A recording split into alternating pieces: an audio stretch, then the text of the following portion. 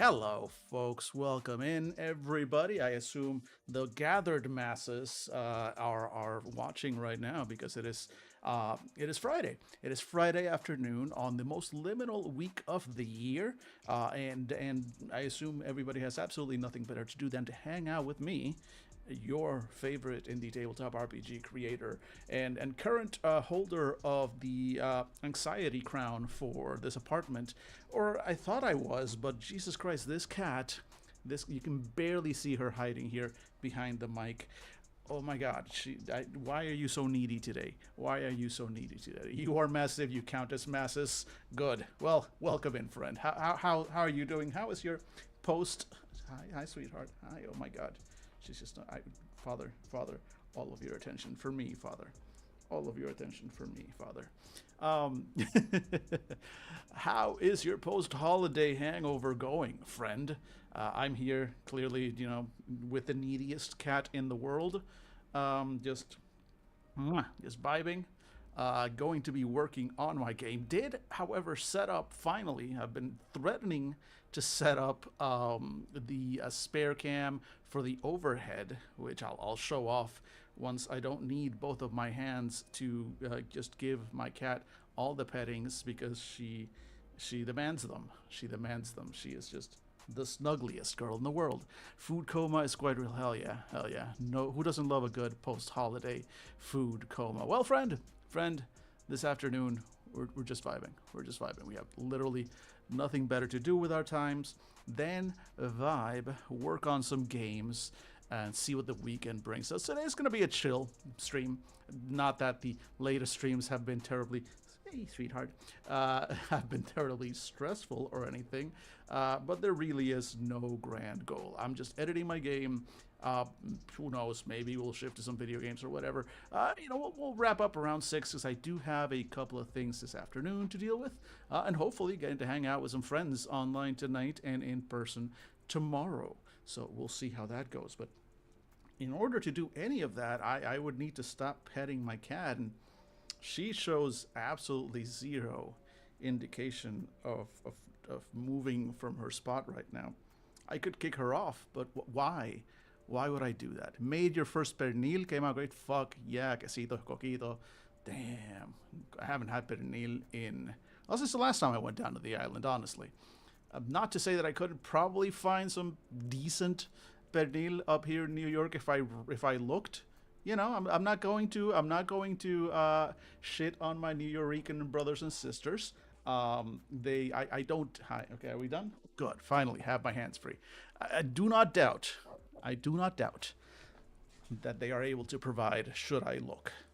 That said, can't help but think like, yeah, but the island, right? So I haven't really properly had pernil. I've made homemade coquito. I make pretty good homemade coquito. Unfortunately, since I don't drink anymore because I can't drink anymore, you know, the health. Then I can't. It's limited. It's limited. But I can at least make non-alcoholic coquito and just make alcoholic coquito for gifts or presents, which I did not do this year. I meant to. I really intended to swill up a couple of bottles of coquitos to give out as Christmas gifts this year. I just never quite got around to it. It's been a year. It's been a month. It's been just a little bit of everything. But anyway.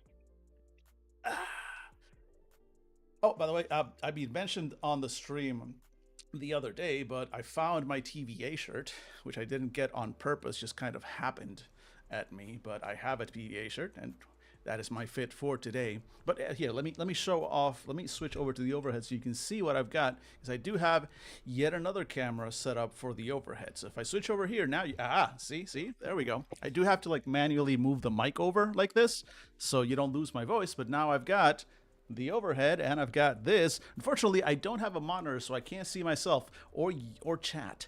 So anytime I want to like look at chat, I have to like look over to the side or look all the way back here. But at least, and of course, it's not as high quality because I'm not going to buy another DSLR to just have here for just this, right? Because my other option, in fact, I'll show you. I'll show you what my other option is. Because I'm gonna move this camera and I'm picking it up. So okay, that's my setup. You see some lights there, and you see, so that's my DSLR, right? That's what normally, that's the main view that you normally get from me, and that's OBS. But this is on an arm. You see this whole mess? Well, it just goes into darkness there because this is a shitty webcam that doesn't have that the kind of color that you would get from others. But anyway, point is, that's just an arm. I could just kind of like grab this and just drag it over to, like here, and just kind of have it hover around here, and then I would drag it and it would kind of do this, and then do like that. But I fear, I fear if I could automate that, right? If I could have that be like wait, here we go. Don't want this to be in the legs. Okay, so you're always gonna get a little bit of my laptop here, but that's fine. um if I could have a way to make that, have that arm go like move automatically, but right now it would just be so like awkward. So, and since I do keep like switching back and forth, so I think this is probably the best solution I have. And then when I've got the overhead, I'm doing the things with the overhead, and I go, this is my weed grinder. Probably should not have that on camera, although it's very good. I like it. You hear that? That's solid aluminum all the way through. Really good.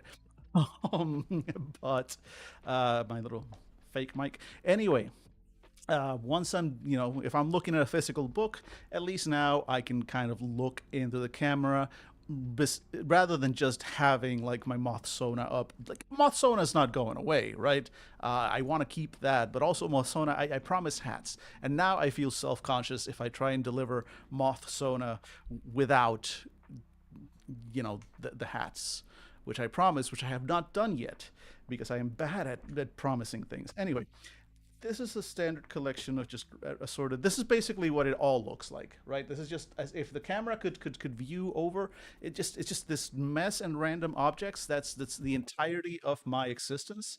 I'm gonna switch back here to the main page here, because we're not going to be on that page today, because I'm not looking at a physical thing. I'm working on my own. I actually need to open up Obsidian so I can do some editing. Let me get that. Let me start working on that. Get that open. Then we'll switch over to the game screen and go back to editing. First thing I need to do is close that because I'm not going to work on my daily notes right now. And besides working on editing Three Goblins in a Trench Coat Christmas edition today, and adding the things that need to be added and correcting the errors that need to be corrected, I also want to work. Okay, looks like that's all set up. Let's close this tab. Can I close that tab? There we go. And let's now switch over to the what would normally be the game screen, except I don't have the capture yet. So I'm going to tell it to game capture Obsidian. Yeah? No? Apparently it doesn't like having the game capture be Obsidian, but the app capture works just fine. And then we kind of just move you over here. There we go. There we go. Good enough. Good enough. Is this aesthetic? No, not really. So chat's over there. No, maybe no, but I moved the wrong thing. No, maybe let's play with this. Let's play with this. Do I want to just make the app bigger? There we go. So it's actually covering there. That works. That works. Good enough. Good enough, I think, for now. Just enough to work with. Good enough for government work, if you will. I could make my background invisible, but it's fine. It's fine. Let's leave. I like what's going on behind me. In fact, where am I? There we go. So now you get the full effect. There we go. Now I'm an actual thing. I mean, I guess it would be better if I had a little frame around me, but it's too much. Now we're getting. You know what? No, it's a casual Friday stream. Why not? Let's get fidgety with it. I actually do have a camera frame I can put in here. Let me find it. Give me a second. So it would be add image, and this we're gonna call this one game screen cam overlay. And then let me see. I'm 99% certain that I have. Just need to go into my folder here, because this whole look that I had, which I'm none of which is being used in this particular screen, is just a theme that I picked up on Etsy. I did not make this myself because, of course, I didn't. I have zero actual visual design skill. Okay, here we go. Here we go. Panels. No, not panels, actually. Overlays. Right. Aha, cam border. PNG. Yeah. Open that. There we go. And then that just kind of put that there. Okay, let's actually make this much smaller, like that.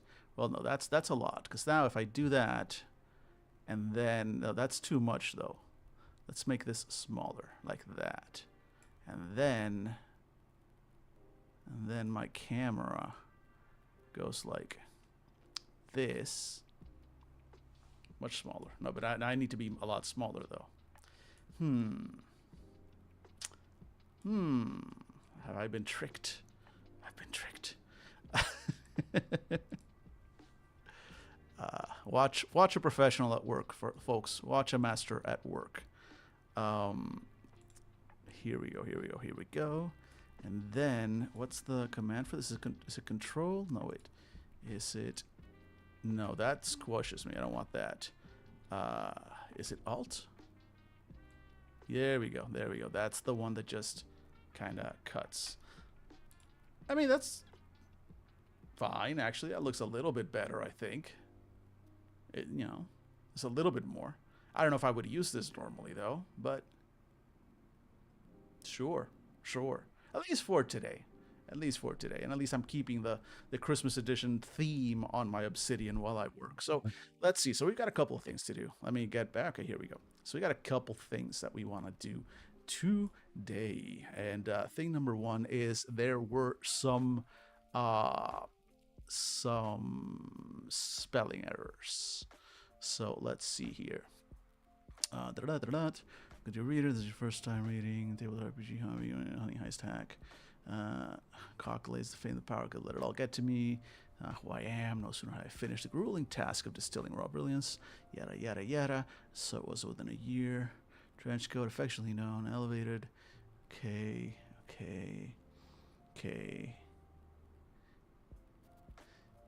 So do I... Is this one of those situations where I lied? It might be. This might be one of those situations where my brain just made shit up. Okay, so this is nutcrackers. There we go.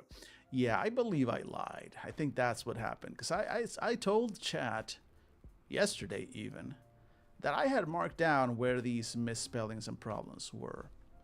And I honestly, when I said it, I thought I had. And yet. But you know what? I think I might have a hack for this, because I think these spelling errors are much easier to notice when I'm looking at the PDF version. So if I... What the hell? Nope, that's OBS. Stop that. So if I just kind of make this about the same there, and just kind of modify that over there, just make this be about, nope, still a little bit, just a little smaller there. There we go, and just then that just makes it about the same size. That's still a little too big. Wait. Know what I'm doing? I know what I'm doing. Stop it. Bear with me. Okay, there we go. And okay. So now the trick is if I do this and I switch over to ocular. There we go. All right. We got it. So it's a lot easier to see them like this, weirdly enough. Okay, so all of this was good. The forward, I believe, had no errors. Because why would it have any errors? This is brilliant. This is pretty brilliant. Yeah, there's really nothing that I could do nothing to fix this. The only thing that could possibly improve it is, of course, once Billy puts down some artwork and layout on that, which is the one part that I'm not entirely capable of. I could do it. I could do it. It would just suck. So there is that. Let's see. Could anything ever done? Okay, so this is all good. Setting Sub-Zero. Let's see. We'll need a few things. You're more former players. Vaguely remember there being something here about it. Don't worry about it. All that said, game meant to be enjoyed by its players and by the end, at least. So opponent of the game needs to build the cheating goblin. There are a myriad number of ways to help. Lines and veils. Things that you're okay with. Physical card token. I don't know. When player taps.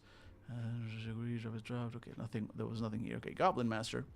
You just select one player to be the Goblin Master. Players in charge run the game. Yada yada. Aha, calling. Here we go. That's one of them. So that would be. And then I switch over here. I don't really have to do the switch every time, but I want to. Okay, so here we go. First of all, is there no way for me to... Do I not have spell check? I could have sworn Do I not have a spell check on this? It's the first question I should be asking.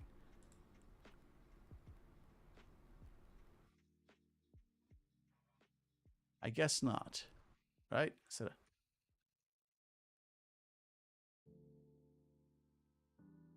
browse. Is there a spell check? Finish spell check toggler. No, so there is a spell check built into Obsidian, isn't there? General.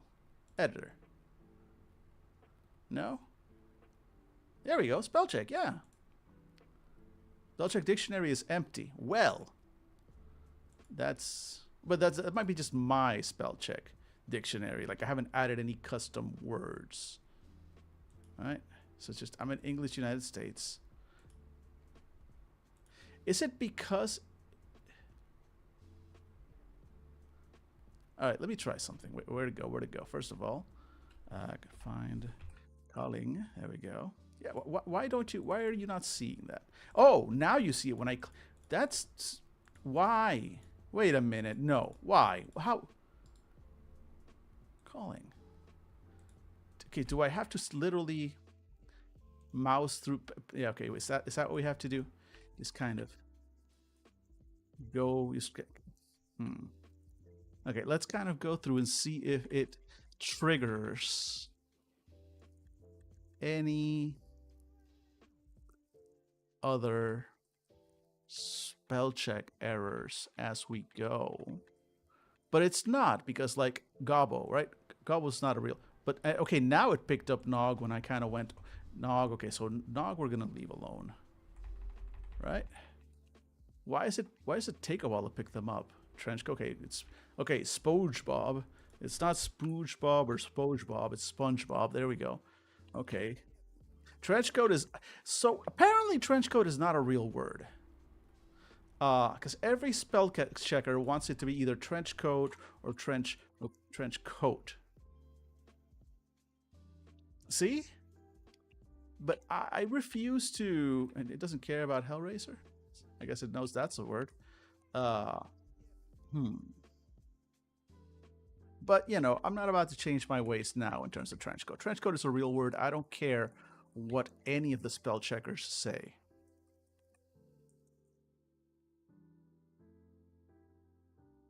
See, in this case, it doesn't... That's so weird. Does it only spell check when you mouse over? That's so weird. I was looking, and as I'm looking at it, I kind of moused over it. But then for other words, it never, like... So, I guess? Okay, I guess I'm just gonna have to mouse, like, just kind of do... That is so weird. Okay, I'm gonna fix any entries of Christmas that we see to capitalize it, because technically that is capitalized.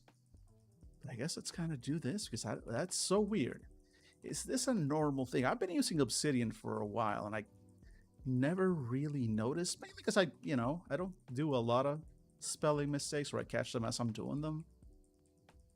Not a brag, just sort of fact, I mean, behold the fact that we've gone over all of this and there's almost no real spelling errors.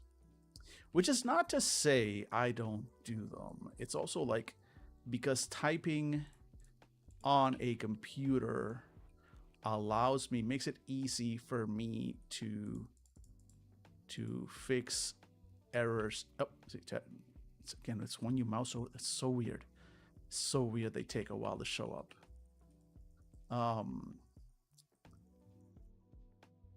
But yeah, like, the fact that I can just mouse over and go back and forth real quick makes it a lot easier to just fix them as I spot them, because I usually do spot them as I make them. Again, not 100%, not all of them. Witness the fact that there are some spelling mistakes in this one. But like I have this thing that behind me, like this little thing, this little writing keyboard here. You know what? Let me actually switch over. Not that anyone's watching, but fuck it. Here we go. Look, this little keyboard. It's a free write. There we go. Come on, focus. Okay, stop being shiny. The free write. There we go. So this little thing. I bought the super fancy transparent one because I love transparent plastic tech. I can't help it. The 90s kid in me just loves if a transparent case. At some point when I have more money, I'm going to buy one of those aftermarket transparent cases for my Steam Deck, like the purple ones. Oh god, do I want one of those? I just haven't. Someday when I have more money. Anyway, this I should not have bought, by the way. This was very expensive, but you can see, there we go. It's a little e-ink screen. And it's got its keyboard is not mechanical, but it's pretty high quality. It's a butterfly keyboard. I did have one that's not foldy, that's just like a flat thing that actually has a mechanical keyboard. And I actually lent that one out to Jesus, but I don't know if he's using it. I might ask him back for it if he's not using it. Anyway, but this is like a little dedicated writing device. It is a drafting device, even. Like, it barely has a Wi-Fi connection. All it does is just upload like raw text up. It's got, you'll notice on the keyboard, wait, will it focus? Okay, you can barely see them because they're transparent keys. Not meant for usability. It's more for the cool factor. But anyway, you might notice, just barely, no arrow keys. Right? No arrow keys on this keyboard. Navigation on this, you can't really, I mean, you can. There are some keyboard shortcuts that will let you navigate up around and do some real basic editing. But this is not a device meant for editing. This is a device meant for what they call free writing, right? It's drafting is what it is. And it's just type. Just get the words down. Don't edit. Don't spell check. Don't really think too much. Just put the words down on the page, on the virtual page. It's a good device, and then it's e-ink, the battery lasts forever, etc., etc. You can take it, it'll last you for weeks, take it on a writing retreat or whatever. I put it away.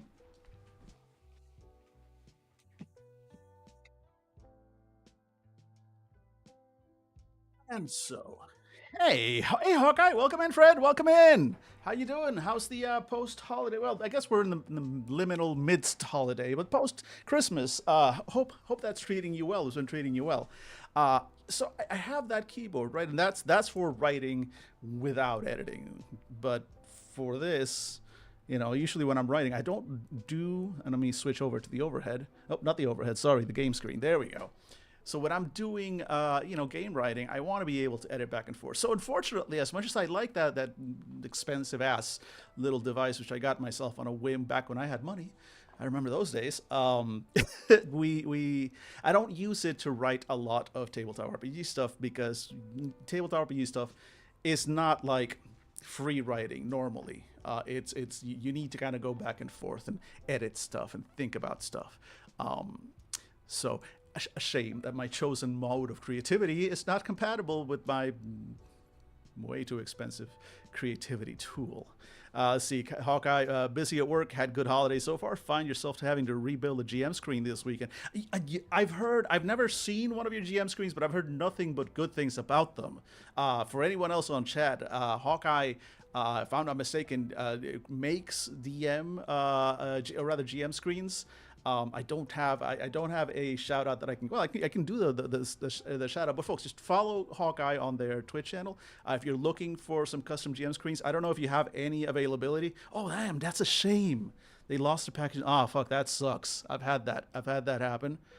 Oh shit, yeah, that sucks. And so, I mean, good on you, I guess. You're doing the whole thing. Yeah, yeah, yeah. If you DM it to me or if you private messages to me here, I'll post it on the chat. Because I don't think the bot will let you post links. But if you send it to me directly, I'll copy paste it on the chat for you right now. Because yeah, more than happy to give you a little bit of promo there, man. Because folks, again, I cannot claim to have have handled any of those screens of their screens myself, sadly. But friends I know have said nothing but good things about Hawkeye's work. So yes, more than happy to give you a little bit of promo there. Just get me the link, and I will happily share it out. I don't know if I would see the link if it comes up here, if I have to be on my computer to actually see it. Probably be on my computer to see it. Actually, let me a second. Let me bring it up. Let me bring it up here so I can actually see here. Yeah. All right. Cool. Yeah. Now I can. Okay. So yeah. Go ahead and whisper it to me. At some point, I will put it on there. In the meantime. Oh, no, wrong window. Where am I? Here we go. In the meantime. Again, why is Obsidian weird about the spell checking? Don't know. But I'm going to just go ahead and continue here. Let's see. So are there any more obvious misspellings? Yes. Well, trench coats. But again, every spell check says trench coat is not a word. I refuse to believe that. Just kind of gonna mouse over things. Okay, I guess that's all of them. I thought there were more misspellings. All right, beautiful. Yep, I see it. Got it. All right, perfect. Let me go grab it. And paste it, folks. Go please check out Hawkeye's store on Etsy. And yeah, if you're looking for a custom-made GM screen, they do amazing. Yeah, I'm looking at it right now. Just the pictures here. Oh, this is dope. Yeah, this is some good stuff. Some of the extra ones have like monitor holders and everything. Oh, this is great. Yo, this one. I'm guessing the more expensive ones. Yeah, okay. Yeah, they bring the monitor if you're showing it. Oh yeah, this is dope. Man, I wish I had the budget for it right now, but you are on my list. At some point in the future, I'm declaring right now, you know, as a matter of pure hope and nothing else. At some point in the future, I'll be able to afford one of these because these are dope. These are dope. I approve. All right, folks. Let me get back to it here. Okay, so where are the... I'm just gonna have to reread through it a little bit more calmly, and then we'll spot it. Also, you know what? No, let's focus because misspellings can be fixed anytime. Also, this game is gonna get a editing pass once my layout folks. Let me know if when maybe I can give you this. You know what? I'd appreciate it, but definitely like. Even with a discount code right now, I just cannot budget. Like I am currently in a I'm fine, but budget is locked tight, at least for another month or two while I figure some shit out. But we'll talk, definitely we'll talk. Because hell yeah, especially now that I'm going to be hopefully running some more games, including hopefully in the next year gonna be running a game here, maybe not here in my apartment, but here in New York in person for some folks that are looking to hire me as a GM. It's going to be in person rather than an online game. And yeah, I would love to show up to one of those with like one of those fancy custom screens. So like, yeah.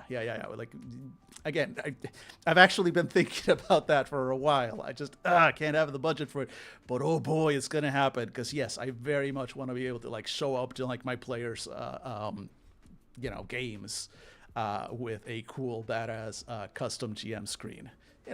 Especially since these are people who are hiring me for this. So yeah, it helps. It helps sort of give you that mystique of like, okay, this guy's like a proper nerd,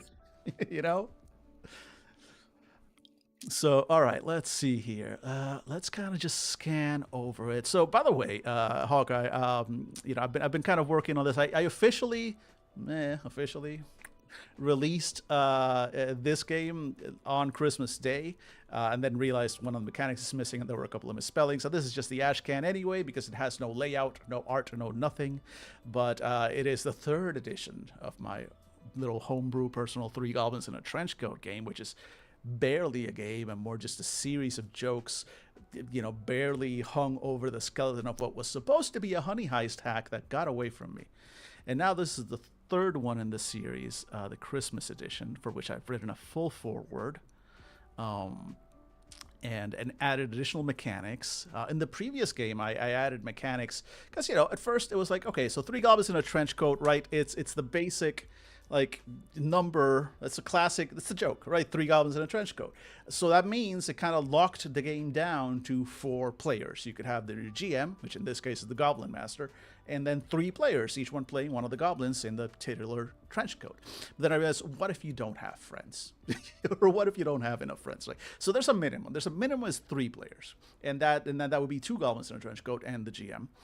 Or you can expand it all the way to 4 goblins in a trench coat, 5 goblins in a trench coat, and then as soon as you get to 6 goblins in a trench coat, then just split them into 2 separate goblins, 2 separate sets of 3 goblins in trench coats, and proceed accordingly depending on the number of players. But there are rules.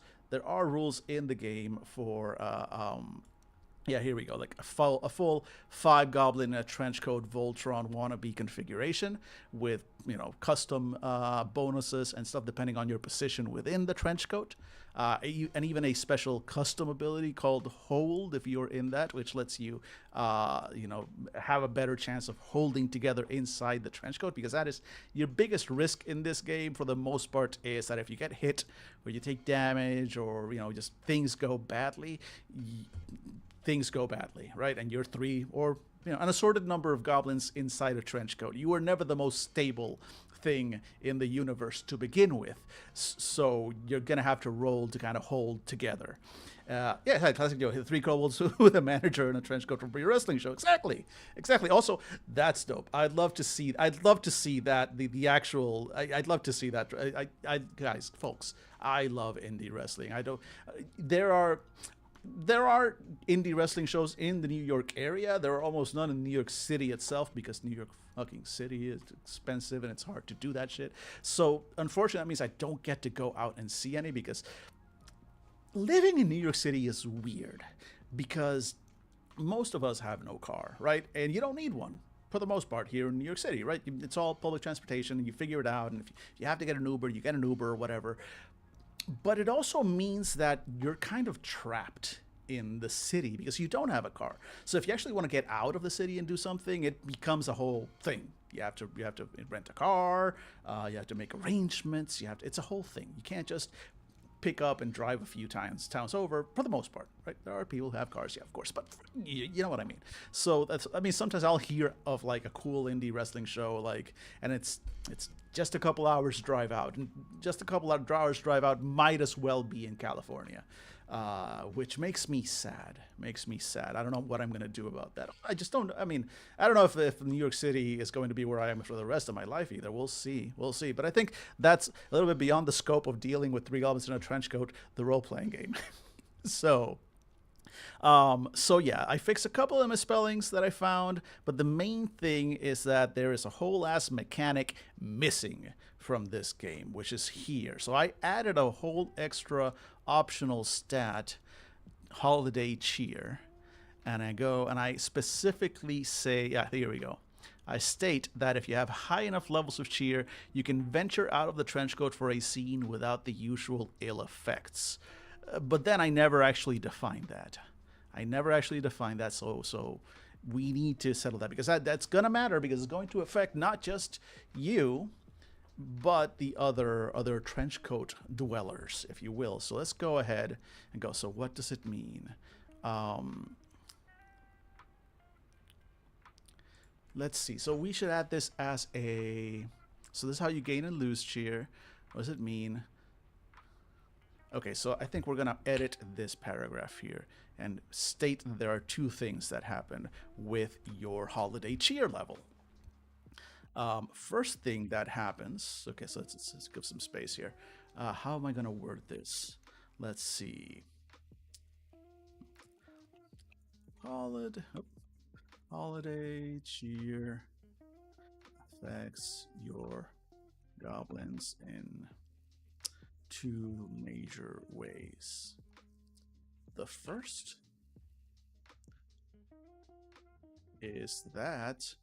Oh, what happened here? Oh, undo. Undo. Where am I? Okay, here we go. Just took me to the bottom. There we go. Sorry about that.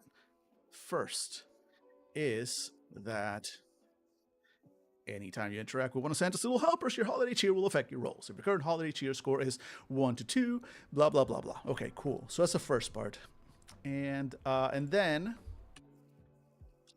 the second effect of holiday holiday cheer is the ability to pass as one of Santa's little helpers for a scene, even outside of the trench coat. Only one goblin can leave the trench coat at once without triggering a triggering a that is not how you spell triggering. Triggering, 2 G's, 1 R. There we go. The trigger. I should remember because it's tiggering, kind of like tiggering. The wonderful thing about tiggers is tiggers are wonderful things, and tigger has 2 G's. Only one goblin. Do you weaponize chestnuts roasted on open fire or figgy pudding? Not well, I mean, not directly. Not directly. I'll get to it actually. You know what? Here, we're gonna hold together roll. So here's the mechanic. Here's the brilliance. All right, I'm gonna say that humbly stated. Here is the brilliance of this game. I don't have to directly weaponize chestnuts roasted on open fire or figgy pudding because you as players, so you're gonna do stuff. You're gonna decide what type of gobbles you are. You're gonna decide your goblin features. You're gonna have your stats, and here is where it starts happening because you see that you only have 2 stats. Lying, which is your ability to lie convincingly, cheating, your ability to get away with it, and health, how much of a beating you can take, right? The 2 stats. And so you distribute some points to that. Now, you may have noticed that there's no like strength, dexterity, intelligence, there's no skills, there's no, throwing, there's no anything like that. No. Because, and then you kind of go back, once you finish with character creation, Goblin goes, and then a little bit of how it works to be in the Goblin. Then we get to the actual how to play the game, right? And here's the explanation. First things first, you have to learn to think like a goblin. Goblins interact with the world in one of 2 ways, by lying or by cheating. While other games might encourage you to say, I use my strength to bash down that door, 3 Goblins has you ask yourself, how would I lie or cheat my way past this door? So whenever you take an action, roll either lying or cheating, depending on which one is more applicable to the action you want to take. Is this weird? Yes. Does it take a moment to kind of wrap your head around because it kind of goes against some of your gaming instincts? Yes. Does it work? Fuck yeah. Once you actually kind of get into the mindset of everything I want to do is how would my horrible, nasty little green goblin guy that I made that took me 10 seconds to make and I made 5 minutes ago lie or cheat to do the thing that I want him to do. And it really works. It gets you into the goblin mindset, and in my experience has led to leads the players to really kind of like get into the whole, just like really become nasty little goblins, which is why I say that, it's like you don't really have to like weaponized because there really isn't like a true combat system, right? This is very much a silly little game. I do have a separate game that I'm going to once I finish this little bit here, probably after the ad break in about 20 minutes. Then I'm gonna go and actually work on my more serious Seeker's Call game. That one has a more detailed combat system, but even then, I tend to err on the side of narrative versus full simulationist or even like crunchy D&D style. I tend to go more for narrative-based combat, which you'll see if you stick around the Steam. Later on when I go into that, glad to get into it because I'm not 100% married to the combat system I have in that game yet, but there is a proper combat system, and I would love to kind of I'm always happy to share them out and see what people think. But in this game, as you can see, the combat rules is literally this one paragraph, and it's not much. Combat is horribly broken. You really shouldn't be getting. This is not a combat-focused game. If you're getting into combat, you're probably in for a bad time.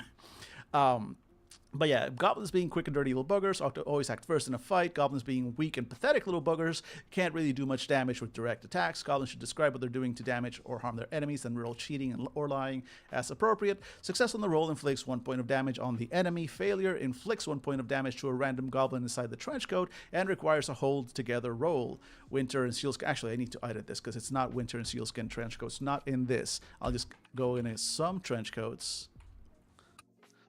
There we go. Some trench coats.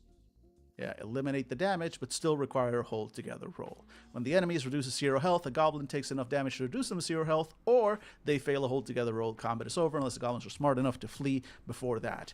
Because again, this is not a back and forth. There's no strategy. There's no positioning. It's just like, we fight him. Okay, well, what are you doing? Like, describe the thing. Okay, cool. Yeah, I see how you did this, and that. Make the roll. You succeed. Cool. Pot falls on the guard's head. They take 1 damage. How many hit points do guards have? Well, in the GM section, we just have some real general guidance. Santa's Little Helpers, 1 health. Nutcrackers, 3 health. Jetties, 5 health. Carbonated beverage health, 10 health. Everything else is kind of figured out. Santa has infinite health, but also there's a footnote about Santa's infinite health and where it comes from. If your players really, really, really want to kill Santa, there is a system in here for killing Santa. It's not going to work. It's not going to work. Your players are not going to be able to kill Santa. But if they do, the system covers for that and awards them 5 XP each for killing Santa, for doing everything necessary to properly kill Santa.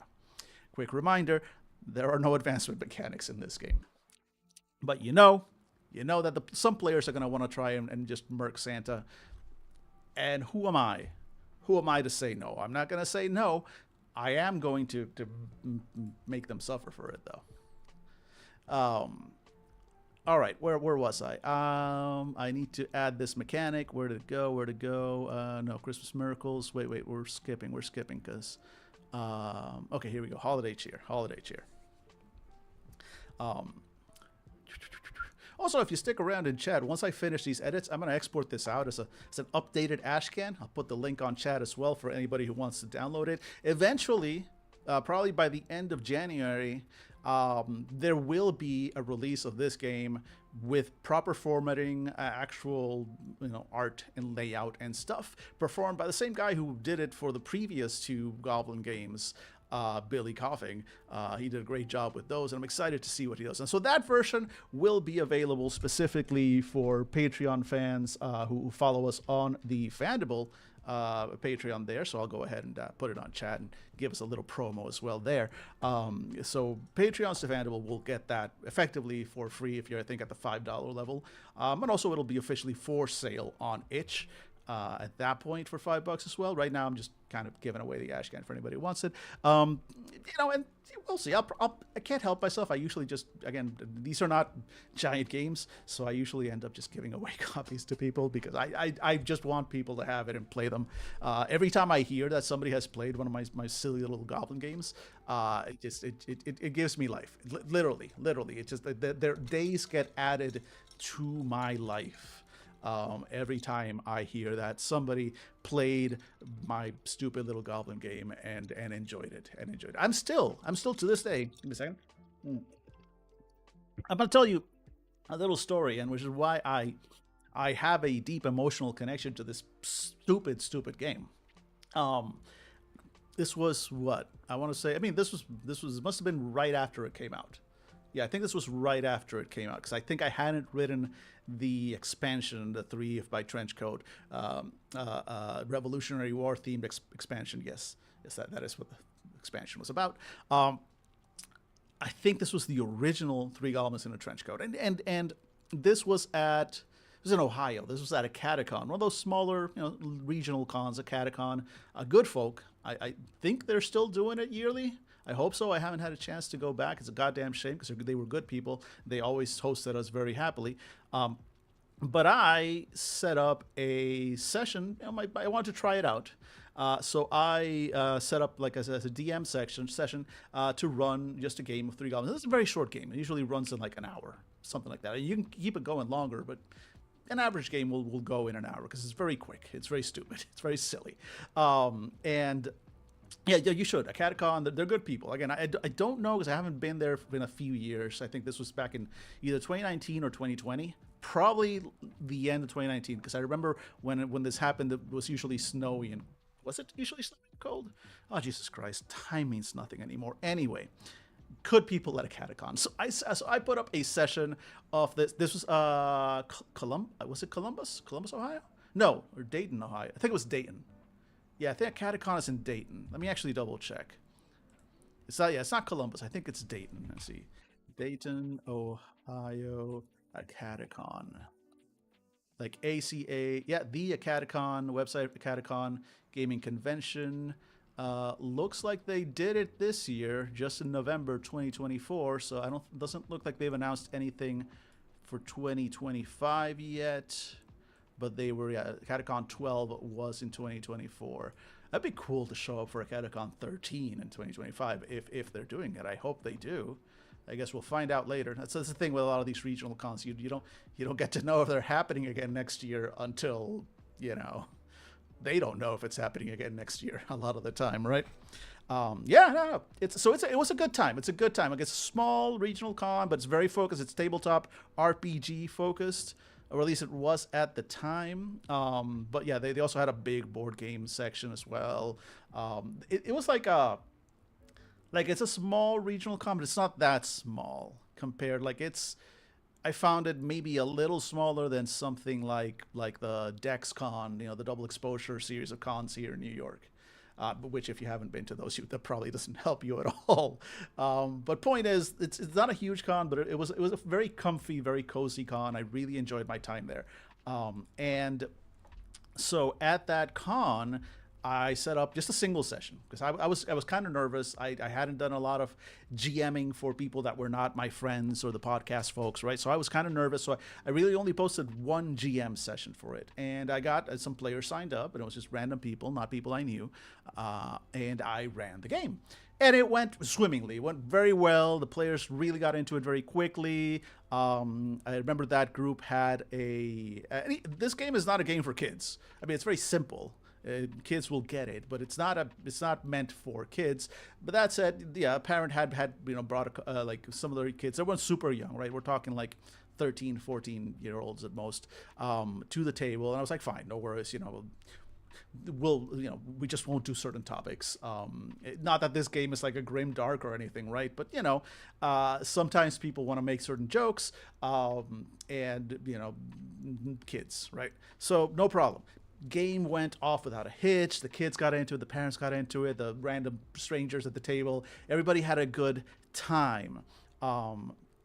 And then, at the end, then I was kind of like riding high on that. I was like, oh, that was cool. That was cool. And I go up, I pick up my stuff, and I start going. I start packing up, and I sit down because I had a couple hours before whatever I had scheduled next. And one of the players from the game, from that session, comes up to me. Maybe half an hour later.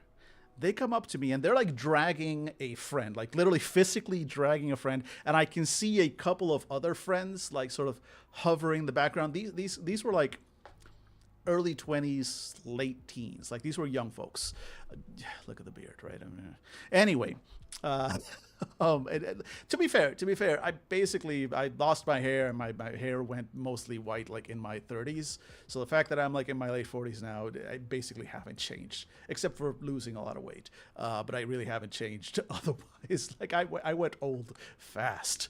But anyway, so this girl, this is a young woman, and she draws over like her friend, and she's like, "Hey, hi. So are you running any more games of of that Three Goblins game?" And I'm like, "Well, I don't have anything scheduled, but I'd be happy to if you have the players." And she's like, could you do one right now? And so the point is, this person had so much fun with my silly little goblin game that immediately after playing it, hey, thank you so much. Wait, I don't know if that came through. No, undefined. Jesus, every time. Give me a second. I'm fixing that for you. You will get your name. I will have that roll happen properly. You deserve the thing. Here we go. There we go. That's the one. That's the one. That's still a fail, but the fail is mine. Welcome into Sender 44, and thank you so much for the follow. My follow thing has been weird forever, and I never have a chance to fix it. Anyway, welcome in. Thank you for the follow so much. Point is, again, this person who had just played this game came back, like, was so excited about it that they literally physically grabbed their friends, dragged them over because they wanted their friends to play this game with me. And so I just ran it again, a little bit over an hour. We made, and and again, it was a really good time for everyone at the table, and especially for me as a GM. And that was like 4 years ago, and I still get like worked up and excited about it. Like just even if nobody else ever played my game after, I would still like I'll be riding high off of that for till the day I die. Honestly, till the day I die. Right? Exactly. Hawkeye. That's the ultimate compliment for a GM. Like I will be riding high on that till my last day. I hear living in New York will have that effect going old fast. Phoenix, welcome in, Fred. And yeah. To be fair, I moved to New York on my basically on my 30th birthday. Not literally, but like when I turned 30, I came to New York. And I still had most of my hair was brown. I had the beard, stuff. I'd already started losing my hair because it's nothing to do with New York. That was just me. But yeah, like less than 5 years later, snowy white. Like this city leached my soul free, which is just absolutely wild. And hey, so yeah. I will live off that for decades. If I have to, but I've gotten multiple people like recently. A big fan and friends of the stream, the show, and everything. Explorers Wanted. They did a two-part and published it, a two-part actual play from which I'm honored because they're fucking brilliant. Like it is weirdly enough, the stupid goblin game is my creation that has had the most success. Commercial, no. But success in the terms that people have played it, keep playing it, and keep enjoying it, yes, absolutely yes. So let's see. Let me actually finish writing because I do want to, and we're going to ad break in about less than 5 minutes. So let me see if I can add this real quick. The second effect. Here we go. Without triggering a hold together roll here. To do this, a goblin announces that they are leaving the trench coat, and then makes a and then yeah, rolls a d6. Nope, d6. If the result is equal, oh, no, equal or lower than their current holiday cheer score, then they are able to pass as one of Santa's little helpers for the remainder of the scene or until they return to the trench coat, whichever happens first. Nope, not dirt. First. Okay, and then let's add a quick note here. Please note that the effects of the trench coat, no, that all trench coat bonuses and effects, except for hiding the goblins. Nope. Goblin. Jesus Christ. Goblins. Only work if all goblins are in the trench coat. While one of you nasty little buggers is out there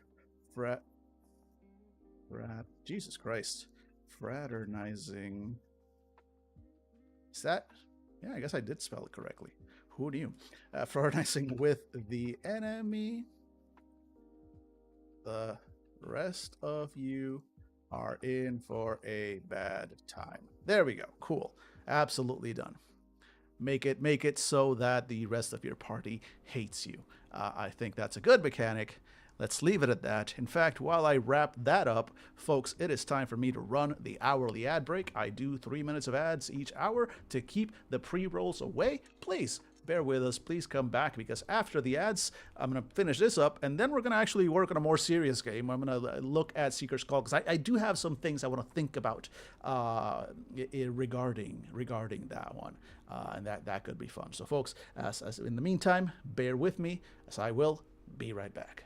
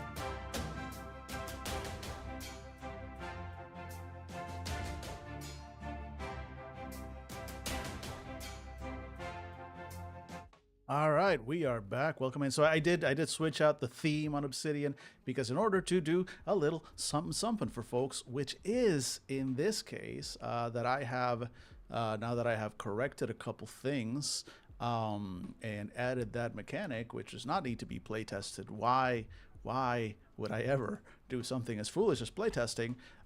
There we go. I've exported that, and that is the current version 0.7 Ashcan version of the game, free for now for anybody on chat. Because if you're witness to this, then go ahead, subject friends and family to the horrors within, and enjoy and know that there are two games that came before this, each at least as stupid, if not quite as wordy as that one.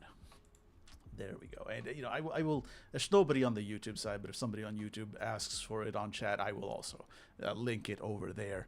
In the meantime, though, there y'all go. Enjoy that. Enjoy that. Now let me actually change something here because this is actually not the theme. So it's weird. I realized that the export to PDF function that I have on Obsidian, specifically, there we go. That's the one I prefer under a normal day, under a normal time. This is usually how I like it to look. So let's go to Seeker's Call. Let's go to the home page. Here we go. Here we go. Close that out. There we go. So that's what I'm going to be working on for the rest of the stream, I think, unless I get bored and go play some video games, which is not a non-zero chance that I will get bored and play video games. But also, it's just, again, casual Friday hangouts. Mostly just, I try to use this time to work on my games.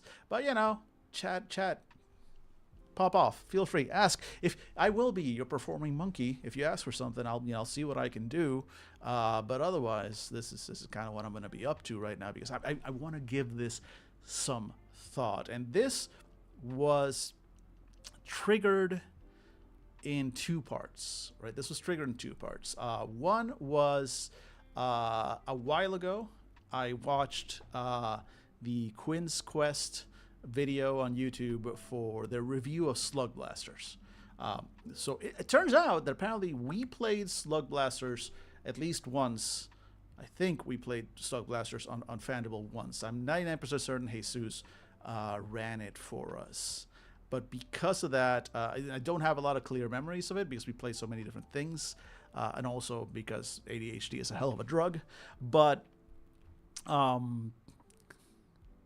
I don't think we took it very seriously, and in part it's because Slug Blasters, while not outright a PBTA game, definitely shares a lot of those sort of PBTA inspirations.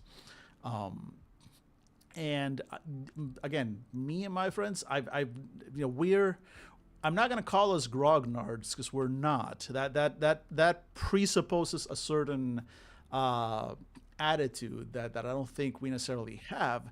But we've been playing for a very long time, and unfortunately there's a lot of sort of built-in assumptions, I think, that have become kind of baked into us about what a tabletop RPG is kind of supposed to be. And a lot of that comes from the sort of old school world of D&D. You're going to have classes and XP and levels and abilities, and most of your stuff should have some kind of in-game effect, usually in combat, and there's detailed mechanics for specific things and attacks and whatnot, and for a long time, that's kind of what a tabletop RPG was meant to be. I when I grew up, again, I've mentioned this. I grew up reading. I literally learned to read with my dad's Advanced Dungeons and Dragons, AD&D, an original, red box and white box D&D books and booklets. He had a bag, a little plastic baggie of chits, CHITS, little chits, just little pieces of cardboard with numbers on them, because now you can get dice everywhere. In fact, try you have too many dice. It's almost a problem. But back in the day, right, polyhedral dice were not a common thing. They were hard to find. He had these old, he did have some old plastic, not like the plastic dice that we have now that are hard, but that kind of just soft plastic that would easily get dinged and chipped. Like dice were made out of that, except unless D6s, right? D6s are just the classic playing dice. Those were always fine, easy. But point is, the expectation was that you were probably not going to be able to find, like exactly. They were hard to find, had to be colored in with crayons or grease pencils. Exactly, exactly. And so my dad had some that were like literally just like this dark beige, and you had to like rub them in with a white crayon so the number would actually be like shown. And you had to redo it because the wax, the crayons would with use, it would kind of wear off after a while, right? So yeah, like I said, when I learned to play these games, like that's what it was, right? That was, and so throughout the years and the decades, it's progressed a lot. But even then, for a long time, like stuff like GURPS, even World of Darkness, like yes, very different. GURPS especially, could go in any direction. World of Darkness was World of Darkness, and one of the first sort of games that I played where I really felt like the game was trying to be more than just like a little combat and heroism simulator, but that there were mechanics there that fed into story rather than just what my character can do. But at the same time, there was still a lot of that, right? A lot of World of Darkness was just still character building and mechanics and the interaction between the various different like powers of the various different splats. And I was a huge nerd for that, by the way. I was like, I could go on. I probably will at some point, but it's not until over the past decade or so, really, that we've been exposed to games that are definitely more story focused, where there are mechanics, but the mechanics are actually not necessarily about simulating mechanically your character's actions or defining the amount of damage or the amount of feet that you can move or the amount of weight that you can carry or the amount of feet damage or weight that a specific power or ability can affect, right? Those are mechanics. Like a lot of these games, PBTA is one of the main things. Right? The mechanics there were actually like you find out information, you ask questions, you get the opportunity to ask questions, you get the opportunity to add aspects to the world, etc., etc. All that to say that I think Slug Blasters kind of falls into that a little bit more of that narrative way of play.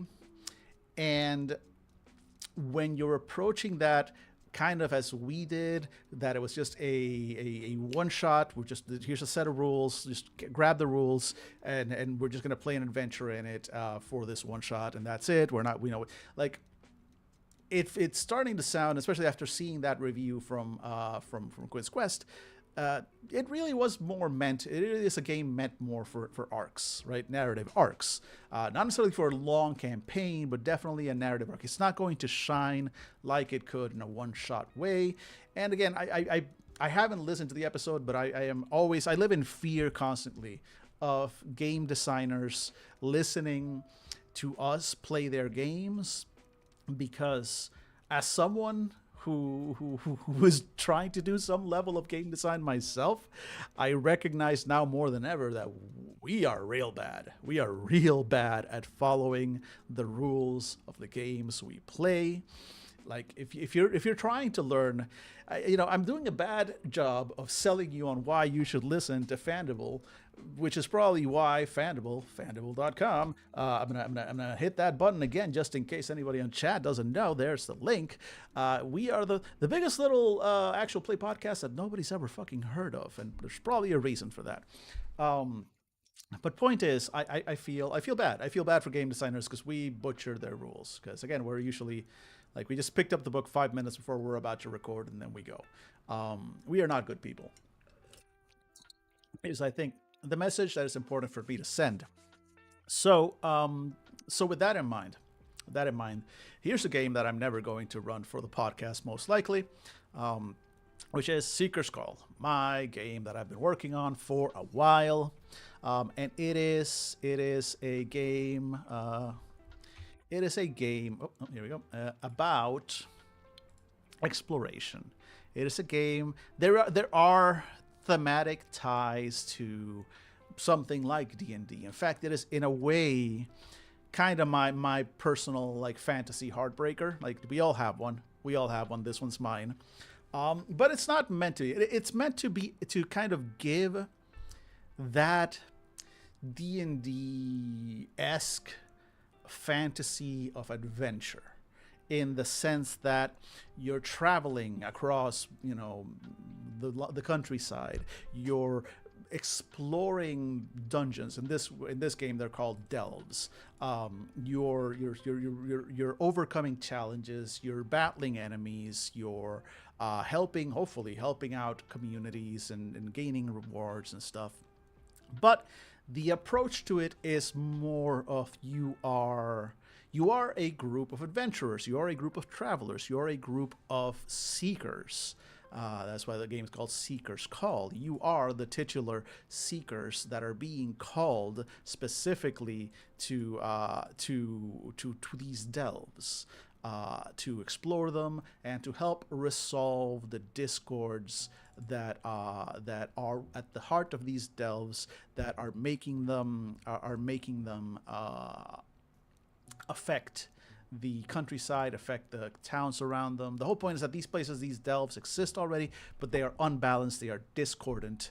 And when that happens, the creatures within might turn violent. They might start having the existence of the delve might start having bad effects on the countryside at large, on the towns that are nearby. Sometimes towns depend on the nearby delves for their own resources. Delves are magical places that might have effects on the weather, on the land, on the people.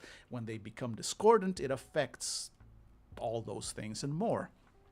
And so in this world, the other thing is that everybody has what I call a gift.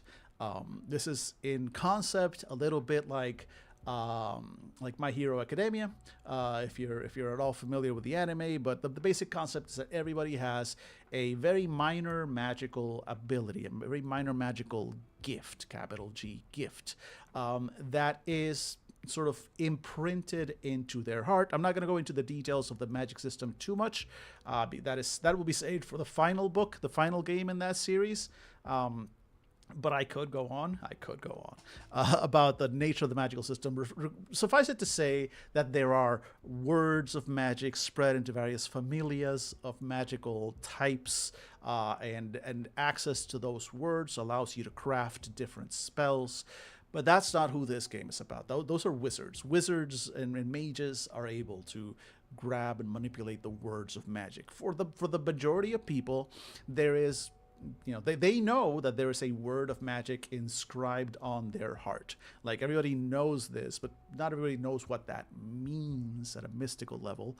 But for our purposes, everybody is born with a specific word of magic written on their heart, inscribed onto their heart, and that gives them a simple base core connection to magic that never really changes. It just kind of awakens when you were a child, and it gives you a simple, gentle, magical gift. There are some rules around it that are enforced by the magic itself, including that it cannot be used to cause direct damage to others. Like, the magic of this world is inherently sort of non-violent, or at least it abhors being used for violence.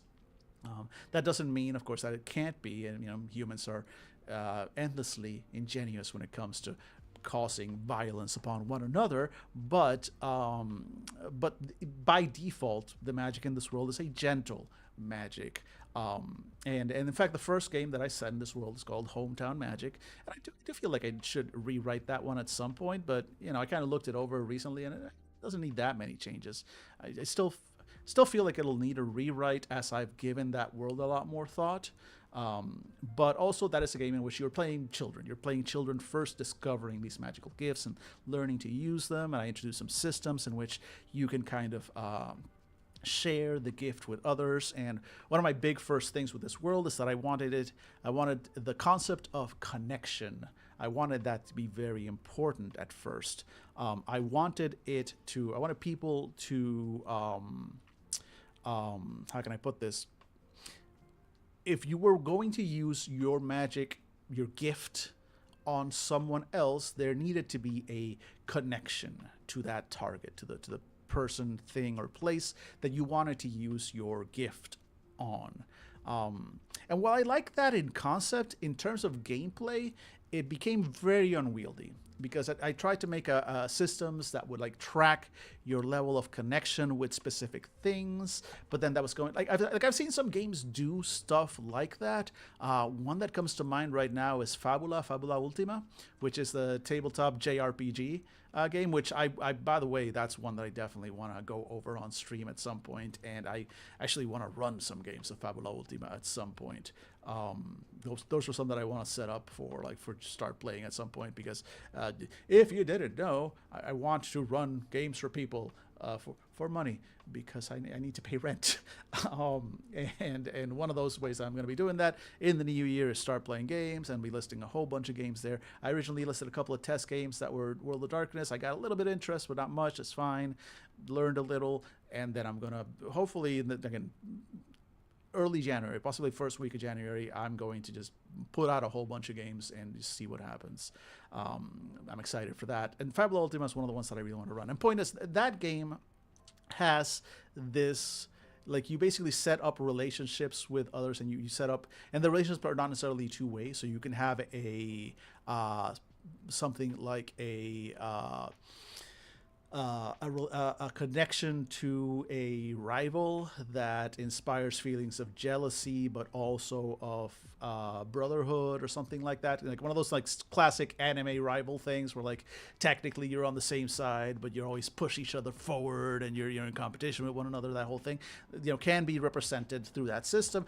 Point is, the connections are important to you rather than to the other person. They do not tie the other person, the object of your connection. They just define what it means to you, what that person, that target of the connection, means to your character. And then it allows you to do certain things in game with that. You can basically call upon those to have extra strength, to like re-roll things. There are mechanical benefits when you are able to have your character sort of like rely on one of those connections that they have, which is cool. But for what I originally wanted to do with this game, it became like, how can I put this? It was too much. It was too much bookkeeping, and it made the game less fun because it made it so that you had to track exactly which characters, which places, which things you had some level of connection to. You had to create new connections and spend certain resources and time to establish a connection with somebody, and then that would allow you to use your gift on them, etc., which in concept didn't sound bad, but in practice meant that if your character wanted to do something in any way, shape, or form useful with their gift, it became, you had to kind of like play the game effectively for a while before you could do anything like that. It was less fun than I thought it was going to be. So I kind of eliminated that. And then I eliminated the whole system of the game itself and remade it from scratch around the concept of a different game system. Basically, the game system that is playing the game here. Basically, I built it around the game system known as The Pool by James B. West. Look it up online. So this is a very modified version of that system, but the point of this system is that it allows you to have a pool of dice that you can add from or remove from, and you always have this pool of dice that you can risk for certain actions. And so at its core, at its base, at its most basic, an action roll with no modifiers consists of a single six-sided dice, d6. Modifiers may add additional d6s to a roll. On a result of 1 on any of the dice rolled, the roll succeeds, and the player can choose to either write or discover the results of the roll. We can go into that later, but at its most basic, you're rolling a single d6 and you want to get a 1. That's it. If you get a 1 on your d6, you succeeded in your action, and we proceed with the game and the game mechanics, which are writing or discovering, yada yada. Um, and so you have this pool of extra dice. And so at any point, because your chances of success with a single d6 are not great, right? And there are certain things, there are modifiers, there are aptitudes and whatnot that can add by default more dice. All modifiers are basically adding more dice to your pool or removing dice to your pool at its basic level. Then we have stuff like resonance and whatnot, but that's my modifications to the system. But that pool of d6s, you can effectively risk as many as you want on any roll. So let's say you have 6 dice in your pool. And you're rolling a roll, you're rolling a dice roll, and you have no other bonuses. So you're at this point, you're gonna have to roll with just the 1 dice. You don't like your odds for that, right? And you have 6 dice. Maybe this is a roll that you really want to succeed on. So you risk. You say, okay, I'm going all in. I'm putting all of my current dice pool into this roll.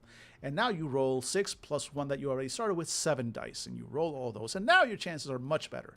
Out of 7 dice, chances are pretty good that at least one of them is going to roll a 1. Not guaranteed, but much, much better odds. And if you succeed on that roll, it is a risk. If you succeed on the roll, you get all those dice back. You get your full pool back, and depending on whether you choose to write or discover the result, you might get some additional dice to refill your pool. But if you fail the roll, you lose every die that you risked. So all of a sudden you're like, did I want to actually risk my entire pool? Or do I kind of just want to toss in 2 or 3 dice to up my odds? At that point, it becomes now the player has a lot more like, okay, I got to figure out what I'm going to do. I have this much, how much effort am I willing to put in? And how much risk am I willing to take, et cetera, makes it a little bit more thing. And so that pool of dice, that became your connection pool. So now your connection, rather than having to be tracked for each thing, for each person, for each situation, and saying, oh, I have a connection to this particular person, so I can use my abilities on them, but I have no connection to these guys, so I can't use my abilities. No. You establish connection as you go by risking dice from your connection pool on items. So basically, the more you are willing to put of yourself into that action, that is effectively you establishing that connection. And when you succeed, it all comes back, it feeds into itself. You might even have more connection to add to your pool, but it works, etc. So you still feel good. If you try to establish that connection, you put in all of that, so much of yourself into that, and you fail, it's demoralizing. It hurts. It sucks. You lose those connection dice. You regain them, of course, over time by making other rolls. Anytime there are multiple ways to regain connection. Other people can give you connection. Other players might be able to grant you connection with certain abilities and stuff. But that's basically what that whole connection mechanic became in this game. And there's more to it, right? There's situational modifiers, discourse, risk and connection, the resonance, which resonance is a way of all but guaranteeing that you're going to succeed in rolls by allowing you to add dice from your connection pool to a roll without risk, or by risking but gaining a bunch more dice to your connection pool. And it basically shows that if you are doing something that you resonate with, that fits your character's resonant nature, which is again defined elsewhere, you're going to be good at it. You're going to be much better. Your chances are much better at the thing. You're good at what you're good at. You should be good at what you're good at. And so that's how that works. The whole assistance mechanics and anything. Anyway, my initial approach to this game, as I've been working on it here, so characters creation and reference, how you make characters. So there's no real stats per se, like you don't have strength, dexterity, anything else. This is part of what was taken from the pool system. Your character has a couple of things. One, they have their resonance. So you decide which one of the 3 sort of familias, the 3 types of magic resonance they vibe with, or they are naturally predisposed to. So it's physical magic, mental magic, and sort of meta magic. And that resonance is going to define what types of callings you have access to. Your callings are effectively your character classes in this world, right? But also, besides that, you're going to have your aptitudes and your discords. And those, pretty obvious what are you good at and what stands in your way, right? Those come from your story. So the way character advancement, the character creation happens in this game, and again, this was taken from the pool, from the system that I kind of stole and have been driving like I stole it for this game. Character creation basically consists of you writing 50 words about your character. I think if I'm not mistaken, it's 50. Let me see here. I think I have to go back. Wait. Becoming a seeker, is it here? The call, expeditions, no. Wait, I know I defined this. Give me hopefully anyway. All right, here, revolving around a core story. Rather than listing out specific, so the core of your character is your story. Your character's story determines the kinds of aptitudes that they can start with, and adding it to it is one of the primary ways in which your character can advance. To start with, write a 50-word story. Think of it as your character's introduction in a book. Focus on your character's core and most important elements and their place in the game's setting. Don't worry about your character's resonance, gifts, or noumena quite yet. So gifts is, again, that core gift, and your noumenas are like additional powers that you get by becoming a seeker. We'll define the magical aspect of your character later on. Keep in mind for the next steps in character creation that your aspects will be related to the elements in your story. Also, your character's name does not count for the word limit. And then at the end of each game session, you can add up to 15 words to your story, or you may choose to wait an additional session and add 30 words. For every 30 words that you add to your story, you can choose one advancement. See the advancement rules on page yada yada. So the point is, you write a small 50-word story, description, or whatever, of your character. That is initial character creation. Then you get to, besides choosing your resonance, you get to choose a X number of aptitudes. I believe it's okay, yeah. So there's a point system for them basically, but you get them during character creation by effectively spending dice. You start with X amount of dice in your connection pool, and you can basically your connection pool. I forgot to mention this earlier. Connection pool is not only useful for rolls in the moment, but it is also effectively your advancement mechanic. If you get a lot of connection, you can kind of cash some of it in to do an advancement. This is kind of like in Numenera, where and just cipher systems in general, right? Where XP as it gets awarded can be used for like re-rolls and to affect the game in certain specific ways, or it can be saved up and spent for like permanent advancements. So that's kind of how we're treating the connection pool in here. It is a resource that that will grow and ebb and change throughout the game session, but also if you are conservative with it and you gain enough, you can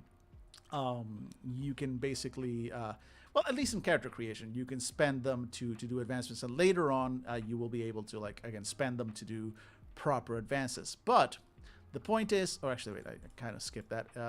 Nope, went too far. But point is that, yeah, one important aspect of your aptitudes, however, is that they must be grounded in your character's story. These are ways to do this: pick out the most important elements of your story and single them out as aptitudes. So point is, your story and the things that you're adding to it, right? At the end of each session, add 15 or 30 words if you're waiting an extra session. What you're adding should be related to what your character has been through. So you are growing your character's story as you play. With each session, you get to add a little more of what they've been through, what they've grown. And then, since your aptitudes are going to be tied to that story, so basically if you write in your story, whether during original character creation or after a couple of sessions, and you add a sentence about how your character spent several days climbing and traveling through a darkened cave-like delve, then if you want to give yourself an aptitude in cave diving, for example, or climbing or something like that, you would basically point at your story and go like, and that's why. So basically all your aptitude, once you have an aptitude, it gives you X amount of bonuses. The higher the aptitude, The higher the aptitude, the more dice it gives you to rolls where that aptitude would then apply. And that's advancement. That's character creation in a nutshell, right? So if you want your character to be strong, you don't roll a high strength score. You write in their story something that they did that shows off their strength, and then you have an aptitude called strong or muscular or whatever you want to call it. A little bit like well, aspects basically. I call them aptitudes here. It's kind of like aspects in Fate, a little bit like that. I will. Final version of this, of course, will have a lot more examples. Right now, this is explaining the concept. I, for one, I have a couple of examples here in the description. For example, each aptitude is a single adjective or short phrase that describes something about your character. It could be something describing their general demeanor and nature, such as friendly or observant, or they can describe a skill that your character has, such as shoemaker or dancer.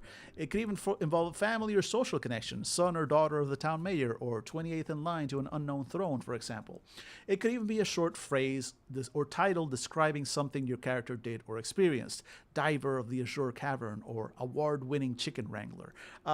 Point is, you create your aptitudes, the things that your character is good at, based on their story. That's really the only limitation. It has to be able to refer to something in your character's story in order for you to be able to pick it up, to spend the points and have that be an aptitude.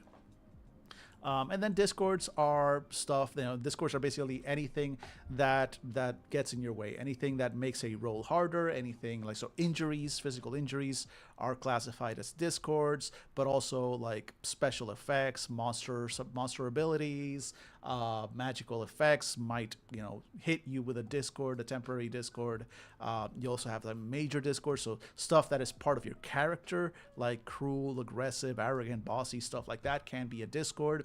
And basically, just like an aspect, if it applies to the action that a roll is doing, if a discord would also apply to that roll, then it's going to take dice away from that pool, potentially leaving you with only one dice to roll. You can never roll less than one die.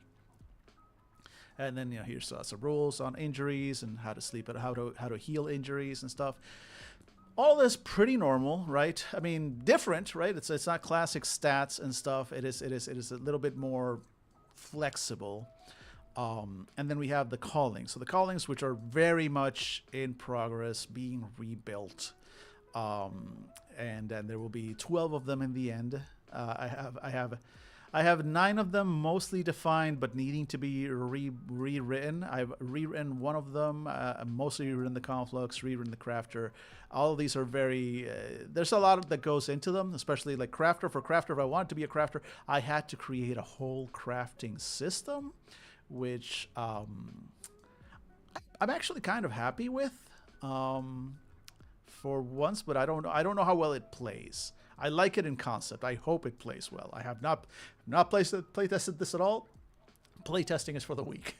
But also at some point I'm gonna want to get this playtest. But it's not ready for playtesting yet. So before anybody offers, I can't, not ready for play. All of these need to be rewritten. Most of this is done. Is undone, right? And now we finally get to the reason why I'm going off about all this and why I'm thinking about this and why I mentioned Slug Blaster before.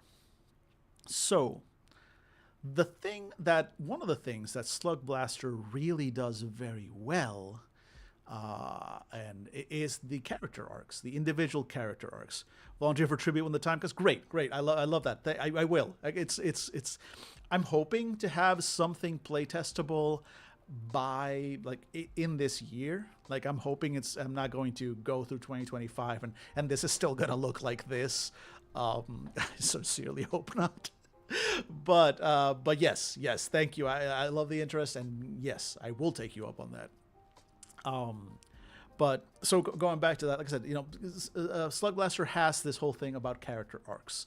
And go check out Quinn's Quest, the review, the whole channel, the YouTube. If you haven't watched it, if you're watching this stream, clearly showing some interest in indie tabletop RPGs, and you have somehow not watched Quinn's Quest, I'm not gonna say stop watching this because I need the ad money. Stay, please. But definitely look it up. Check out Quinn's Quest on YouTube. They just wrapped up season one recently, and I think they officially announced that season two is coming, and it's looking dope as fuck. God, I wish I Ooh, Quinn's Quest, fucking, they are on that level of like Brennan Mulligan to me in the sense of like, goddamn, I wish I could meet you, but also I am consumed with a burning jealousy. And I say that with nothing but love in my heart, nothing but jealous, envious love, because holy shit, they like you look at Quinn's Quest.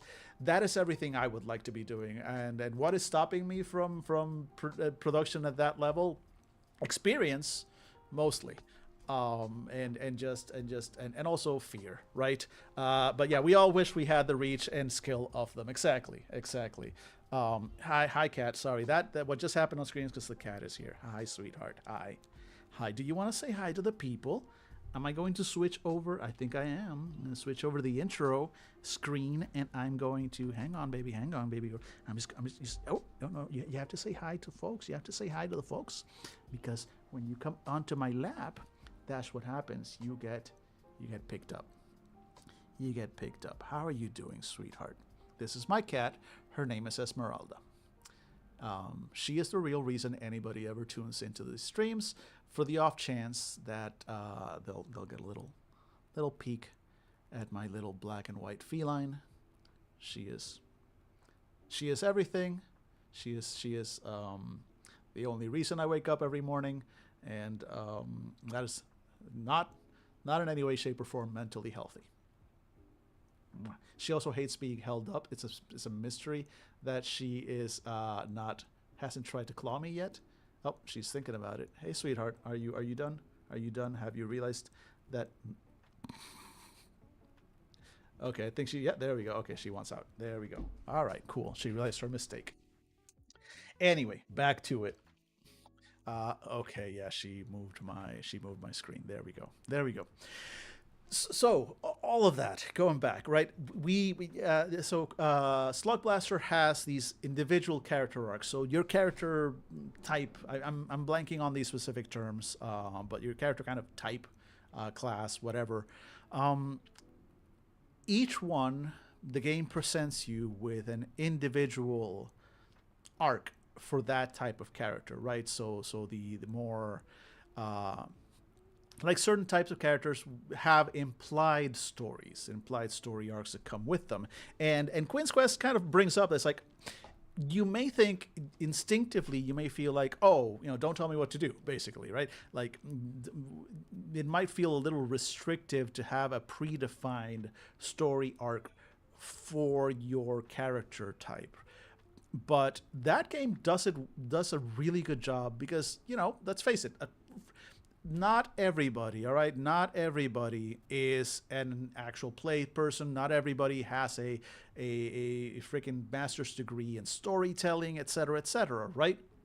A lot of players don't. They simply don't have either the talent for, not even the talent, I don't think that's the right word, but they don't have the instincts. They don't have the storytelling instincts that do require some level of practice and knowledge and study, and just having done it and having been exposed to, and reading and thinking about it, right? That other people might have. So I think that some of the sort of pushback and instinctive reaction to that whole, like, oh, defining my character arc for me, that's like, let me play my character the way I want. I get it. It's not for you, right? It's not. It's those of us who kind of know how to tell stories. Those of us who instinctively give our characters, like, issues and problems that they're going to be able to grow from. Like, a lot of folks will, this when they're creating a character, kind of think ahead and go, like, these are the kinds of stories I want to tell with this character. but not everybody. Not everybody. A lot of folks just they just play a character and they're just there, fuck around and find out, right? Nothing wrong with that, by the way. I'm not. This is not a value judgment in any way, shape, or form. Please do fuck around. Fuck around and find out is in fact the default play mode for most tabletop RPGs. Roll your fucking roll your fucking around, and the result is what you get to find out. That is in fact tabletop RPGs in a goddamn nutshell. But though the way that these stories are presented, they're very generic. They're just general story beats for each one. They give you a skeleton. They just give you some guidance. They give you a skeleton on like, hey, this is the kind of story that you tell with this type of character without telling you specifically what happens. It goes like, there will be like a moment of like a moment of betrayal or something like that for this type of character. And then you, in the details of that betrayal, could go anywhere. It depends on the story that is being told at the table. Like, it's less prescriptive or even restrictive, and more just like a guidance. Like, hey, if you don't know where to go with this character right now, here's the next step in their classic arc, kind of. And they do a different one of those for the different character types. And it's been kind of spinning around in my head that I want something like that for Seeker's Call. Maybe not a direct, like, good artist copy, great artist steal. Yeah, right. So I'm ripping that off. I already ripped off the pool. I mean, this is how this entire hobby works. We all look at one another's designs and mechanics, and we go, ooh, pretty, and then we yoink them, and then we put stickers on them, and we paint them, and we put them out and go, look what I made, and somebody else goes, ew, and grabs it and tears off half the stickers and paints it in a different color and does right, that exactly as we should, as the product. This is how the hobby is. This is the development of the hobby. But at the same time, yeah, I want to grab that, but I want to make it my own.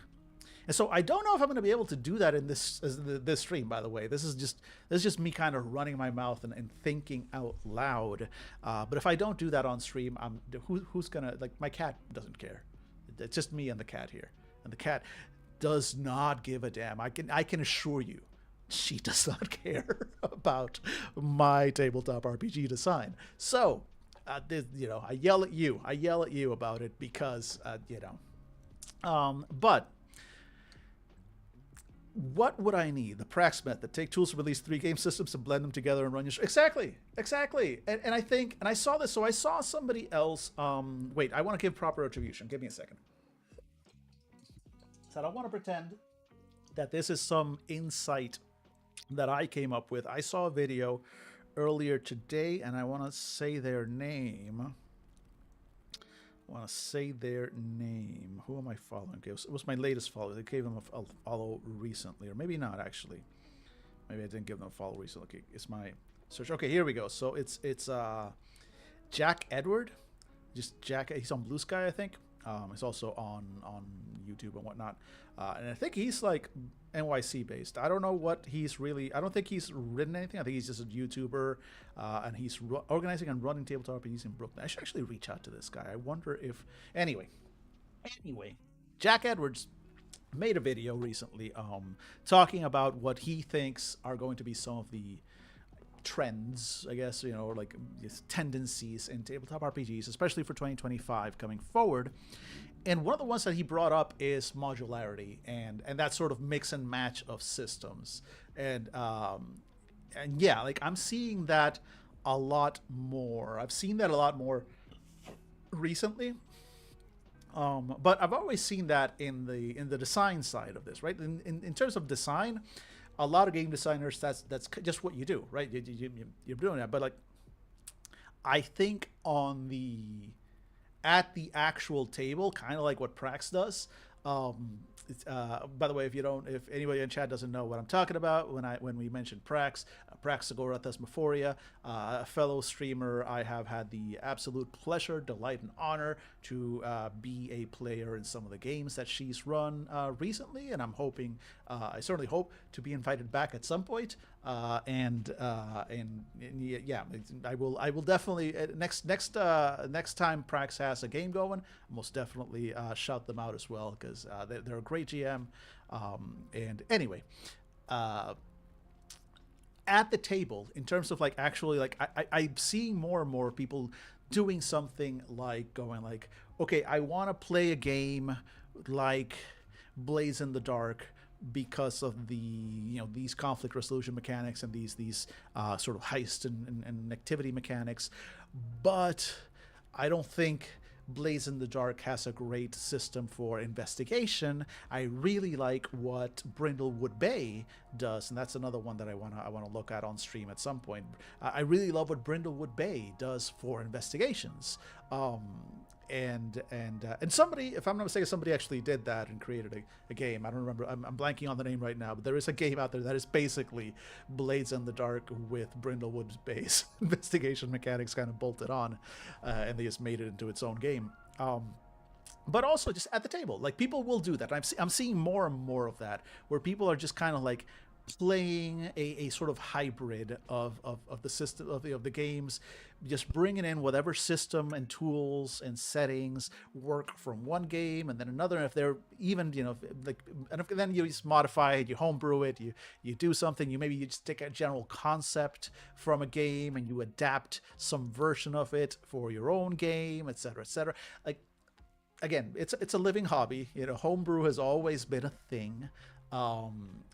But I'm feeling it more now. I'm seeing a lot more from the player side of players kind of doing that rather than just designers kind of like remixing players at their table, not just home brewing or home ruling rather, but straight up like mixing and matching and bolting together systems that were probably never meant to be worked together, but they're just taking what they find useful from one and using it where they want and running the kinds of games that they want. And I think that's cool. I think that's very cool.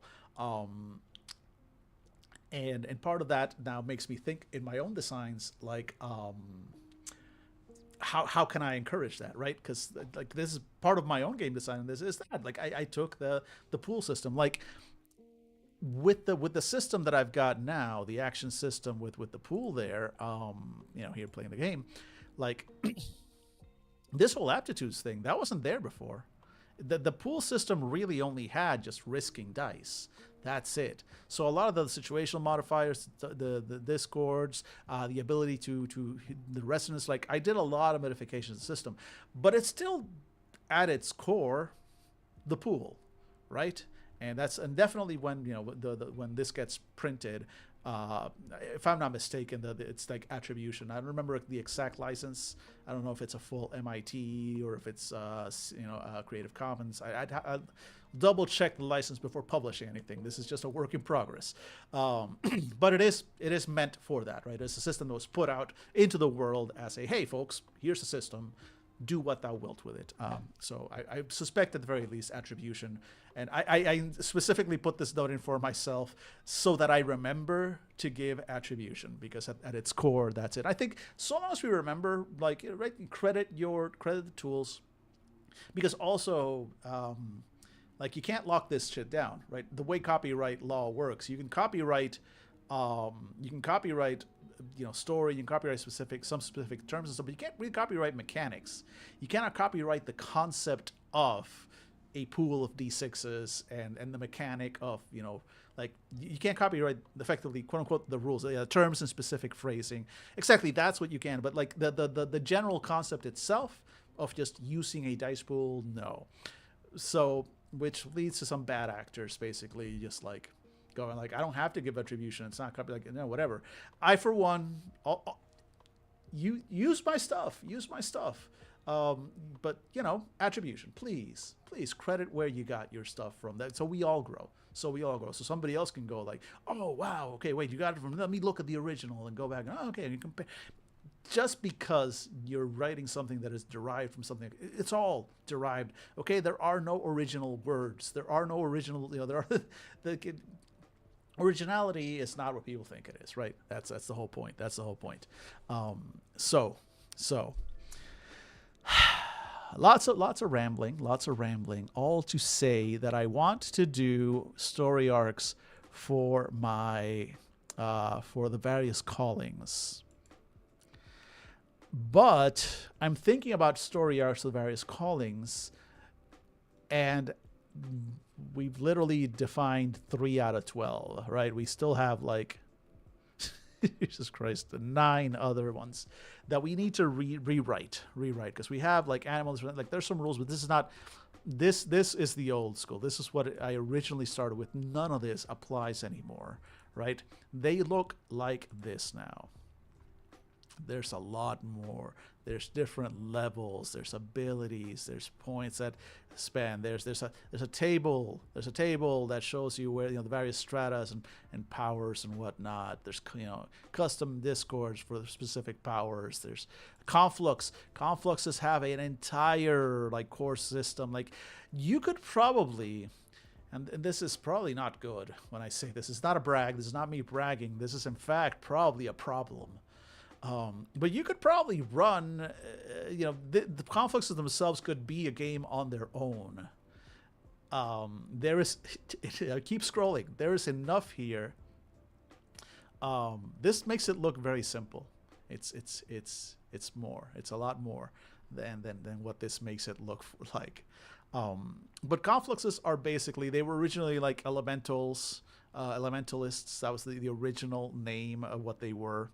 What software was I using? Or some adventures for my homebrew. So this is Obsidian, which is free. If you haven't heard of Obsidian, you have now. It's a free note-taking software. Don't quote me on its open source net or not, because I'm not 100% sure. But it is 100% free for use. There is no like pro license. They do have like a license that is purely just like you get support. That's it. Like there's nothing else. But yeah, it's a good one. It's 100% free.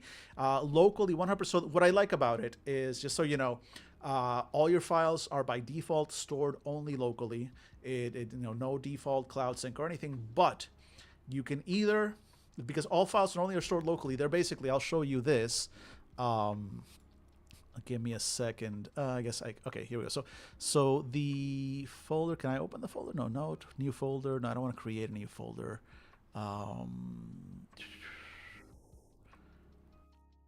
Anyway, point is, like all these things, these are just text files. Every single one of these entries that I have here, it's just a text file. It's a markdown file. There's a file there in a folder called Seeker's Call. There's a file called conflux.md on my computer right now, which means if I had no access to Obsidian, if I had no access to the software, if tomorrow they just went out of business or decided like take it offline, we're not putting it out anymore, my data is fine, because my data is, all of this is just markdown formatting and a basic markdown document, which can be opened in Notepad and can be opened in any text reader. So it's compatible with just about anything. But if you do want cloud sync, you can either make sure that you store your documents in something like Dropbox or OneDrive, whatever, so you have a backup, or they do offer one of the ways that and I do actually pay them money for this. Again, not in any way, shape, or form sponsored. I've been using their thing for years, and I find it useful. They do have a sync ability that basically lets you sync your notes between different devices. Doesn't mean there's no web version though. There's a way to publish to the web, but like they never store your files on the web by default. This is the point. So if that matters to you at all about being able to keep your stuff private and your own and have full control of it and not have to worry about, will this program stop being supported? If the next version is going to cost me money, or the files on the next version are not going to be compatible? No, that's completely not a problem with this program. Big fan of it, and it still works with lots of stuff. Like you can link anything to anything. So, for example, if I go like, well, you can see this like right here, like here, all of these are links. But as you click on them, and you can do a sort of reading view and an editing view. But like as you click on something, see it gets expanded. So this is the formatting. So a link is just when you go in here, see, and it's basically just brackets and a word. And so that leads, if I click on it, leads me to diplomat, secretly diplomat.md in the background. You get the idea. You get the idea. This program, all it really does is kind of like make, take this basic text formatting. So you see the hash, those are the headings. See, number 1, level 3, etc., etc. So it knows how to sort of keep those headings. Markdown is real easy. If you don't know much about Markdown, it's real easy to learn. It's super simple, barely an inconvenience. Highly recommended, Hawkeye. Highly recommended. Hope you get a chance to look it up and let me know. I can give you a few tips if you start using it and you want some. I can give you a few tips, but it's it grows, and it's got one of the most beautiful things about it, plugins, community plugins. It's got so many plugins. There are plugins for tables. So this whole thing, admonition, this whole thing about the where are they? Like the discords. These are basically callouts. So you see what it actually looks like in the background. It's just this AD Discord callout, and then just this. But with that plugin, look, it makes it look all pretty when you are when you're actually looking at it. So there's a lot of little plugins and stuff to make this like dice rolling plugins. There's a lot. Tabletop RPG community uses Obsidian a lot, so most of the stuff out there is very focused on D&D, of course, but it's an 800-pound gorilla in the industry. But there's videos out there too for tabletop RPG folks that will swear by this and will give you a lot more advanced stuff and linking and images, etc., than I've got now. Enjoy, look it up. In the meantime, all this blathering has had us run out of time for the next ad break, so it is time for the ad break. You know how it is. 3 minutes stretch, get some water. That's what I'm going to do, and we'll be back after the 3 minutes with the ads are done and continue, because I've got some more thoughts. Thanks, as always, for hanging out. We'll be right back.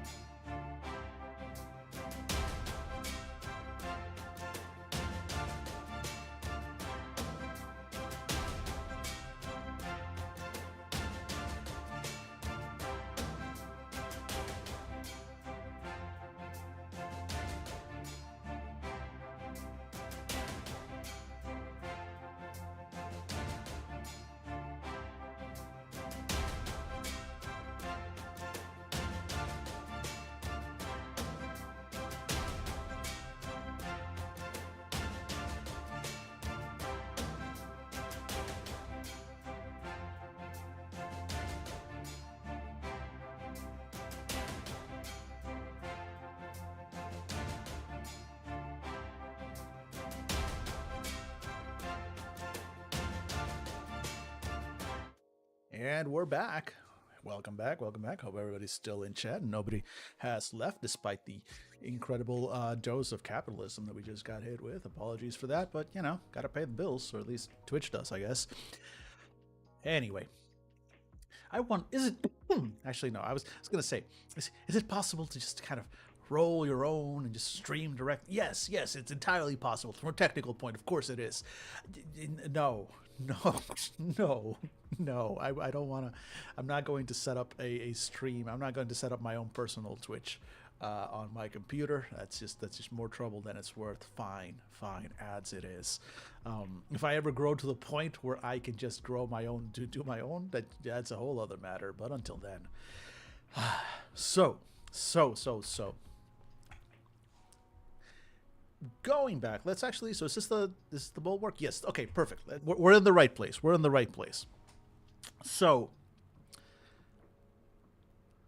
the reason arcs for characters works in something like Slug Blasters, right? Is because these characters are archetypes, right? They're not necessarily. Man, do I have the Slug Blasters PDF? Give me a second. That might actually be a decent one. Let's bring it up. Let me check. Do I have the Slug Blasters PDF handy? Bear with me just a second, because if I'm going to keep referring to it, Slug tokens, player survival guide. No, god damn it, don't have it.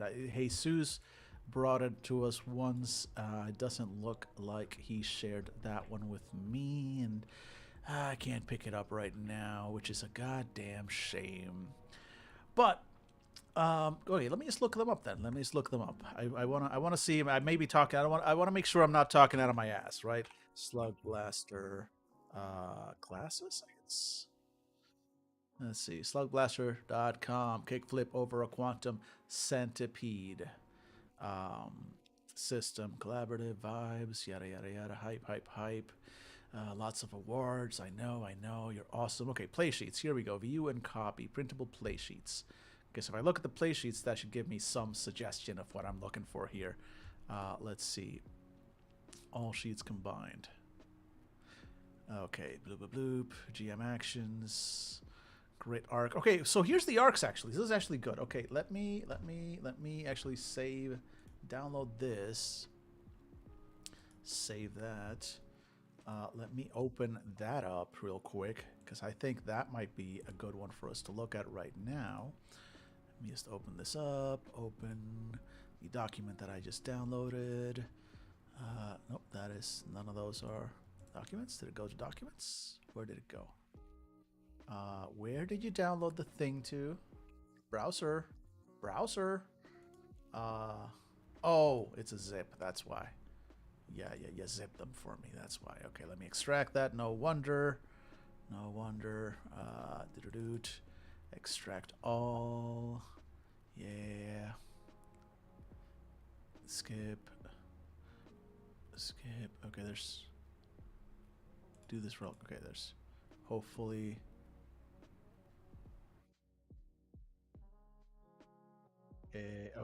Okay.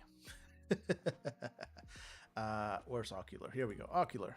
I'm just gonna download Slug Blaster sheets. There we go. All sheets combined. Okay, and then close that one. And then can we close that? Okay. I'm a professional, folks. I'm a goddamn professional. Now we tell it to instead look at Ocular. Okay, here we go. So that's the sheets, the play sheets from Ocular. This might be a little bit too. Let's make that a little bit bigger. Okay, so got all this fun stuff. Beats. Where's the guts? Blah blah blah. Okay, so is there any way for me to view mode? Okay, let's just single page. There we go. That's what we want. Single page. So we've got your. Right, so this is kind of, yes, you got your character archetypes, right? You know, you got like grit, guts. In any other game, these would be stats, but here these are your archetypes. So you're the grit archetype, the guts archetype, smarts, heart, chill, and then your crew, your map, your whole thing. all the cool stuff that comes in this game, which is dope as fuck. And then where I saw the arcs. Wait, I saw it in this document earlier. Where are they? Are they? Did I go past them? Were they earlier? Maybe. Yes. Okay, here we go. So arcs, beats and arcs, right? So because the characters are so generic is the wrong word. Yeah, hashtag pro streamer, exactly. The dog, where did you put your 25? Where'd you put it? Yes, caught up on chat. All right, look, so like again, these are look at the words: grit, smarts, chill. Like these aren't even character classes; these are archetypes. These are concepts. And so already you're generic because you're not just playing the chill. You're not just playing the smarts. You are playing a character based around the I guess if we scroll further down, the smarts archetype, right? So you your name and your look, all of that, your gear, your board. So there's some general. So it's a playbook, right? It's a play sheet, right? It's kind of a little bit like PBTA stuff, right? So you've got a lot of the stuff is defined by that, by your playbook itself. So you've got specific abilities because you are the smarts. But overall though, like it's you get to design your smart dude or dudette as you wish within the game system. And then the arc, so you got the smarts arc, and you look something. Inspiration, one style. Big idea strikes you, gnawing at your mind and flooding you with adrenaline. Do you know what it is yet? You drop everything, go work on it. Pick a teammate who was there. So it's a style, right? It's a beat. It's a beat in that arc, but that can be anything. Big idea strikes you. What is it about? It'll vary depending on game to game, right? Did you want to play a smarts who is like all about like whatever portal technology in this game takes you to the various dimensions, or are you a xenobiology nerd, whatever? So like that, based on that beat is going to go very different for those two otherwise, identical, quote unquote, characters. You got the result speed. The idea shows promise is some kind of device, a new trick, a portaling breakthrough, or what? +1 legacy. Pick a teammate who is there when you test it. And unintended consequences for trouble. The idea goes haywire, dominoes terribly, goes in the wrong hands. What's the crew think? And then full realization. Just like that, it snaps together. Who or what helped you see the missing piece, and then the effects, the in-game effects on that. Yes, it is a defined arc, and I can see. And personally, again, my instinctive reaction the first time I saw this was, don't tell me what to do, right? Like, don't tell me what to do, don't, or vice versa. It would have been like, no, tell me more. Like, this is, wait. So you're telling me that my arc as a smart is always like this? Right? It's always these 4 steps, and as a chill, it's always these 4 steps, and as art is these 4, right? Like, there is a sort of instinctive core resistance to this. Like, don't tell me what to do. That comes from, I think, that sort of more old school, because at the same time, this is not that unfamiliar or not that weird when you are approaching game design and this game and games in specific from that more sort of PBTA mindset. Because in PBTA, and I think, again, that was also part of my original resistance to Powered by the Apocalypse style games, is that I felt like it's telling me what to do. It's giving me this playbook, and here it is. Like, on the one hand, it sounds great, like, oh, my entire character and everything they're gonna do, with the exception that, of course, a lot of PBTA playbooks will let you pick abilities from other playbooks later on, blah blah blah. But you know what I mean when I say that basically everything about my character, both today and I will never need anything outside of this playbook, effectively, again with exceptions, blah blah blah. But the concept is there. And I didn't like that. When playing other games, when playing even D&D, I think part of the fun to me was this feeling that, sure, I can, like, if I'm playing a rogue, there is a standard rogue progression, right? But that's also like like it felt like I was getting. It felt like you have more options, like all the various subclasses, and I could multi-class, and I could choose in this direction or that direction, um, which is an illusion. Like at the end of the day, there's only so many different variations in the rogue that are really effective that people are probably going to play. Uh, I will not deny that there is a min maxer deep in my heart, and I have a hard time not doing at least a little bit of min maxing. All right, at the very least, I'm gonna have a hard time purposefully making a character that I know is not mechanically quote unquote good for the game, right? That's why I tend to gravitate towards games where the default is that your character is fairly capable. And again, with PBTA, it really felt like it was almost forcing me to constantly run into walls. I was like, it's very hard, if not impossible, for me to be good at a certain thing. It felt like. Again, these are impressions. I'm not making actual judgment calls about PBTA. Let me be very clear. These were the impressions that I got and what sort of turned me off, and what with time I'm sort of realizing has been my friction level, my friction points with games, PBTA style games, in which, again, it felt like more than half the time, like 2/3 of the time, even if I'm good at the thing, it's very hard for me to just succeed at something. Like 90% of the time, even at the thing that I'm quote unquote good at, I'm going to be stumbling along. I'm going to be getting, it's always like success with consequence. And yes, but, yes, but, yes, but. And I didn't like that. I didn't instinctively. My first impression was I didn't like that because I was coming from games that were very much pass fail. Up until that point, I rolled at something and either succeeded or it failed. And the prevalence of success with consequence, success but, made me feel like I was somehow less capable. Whereas in other games, again, the min-maxer would kind of hit, and I would make a character that was good at something. Like if I make a hacker, he's gonna be good at the hacking, and I'm gonna roll hacking, and it's going to succeed, and I'm going to do the thing. Cool. And then if I try to do something that's not hacking, well, I'm probably gonna fail. So I kind of know what to expect.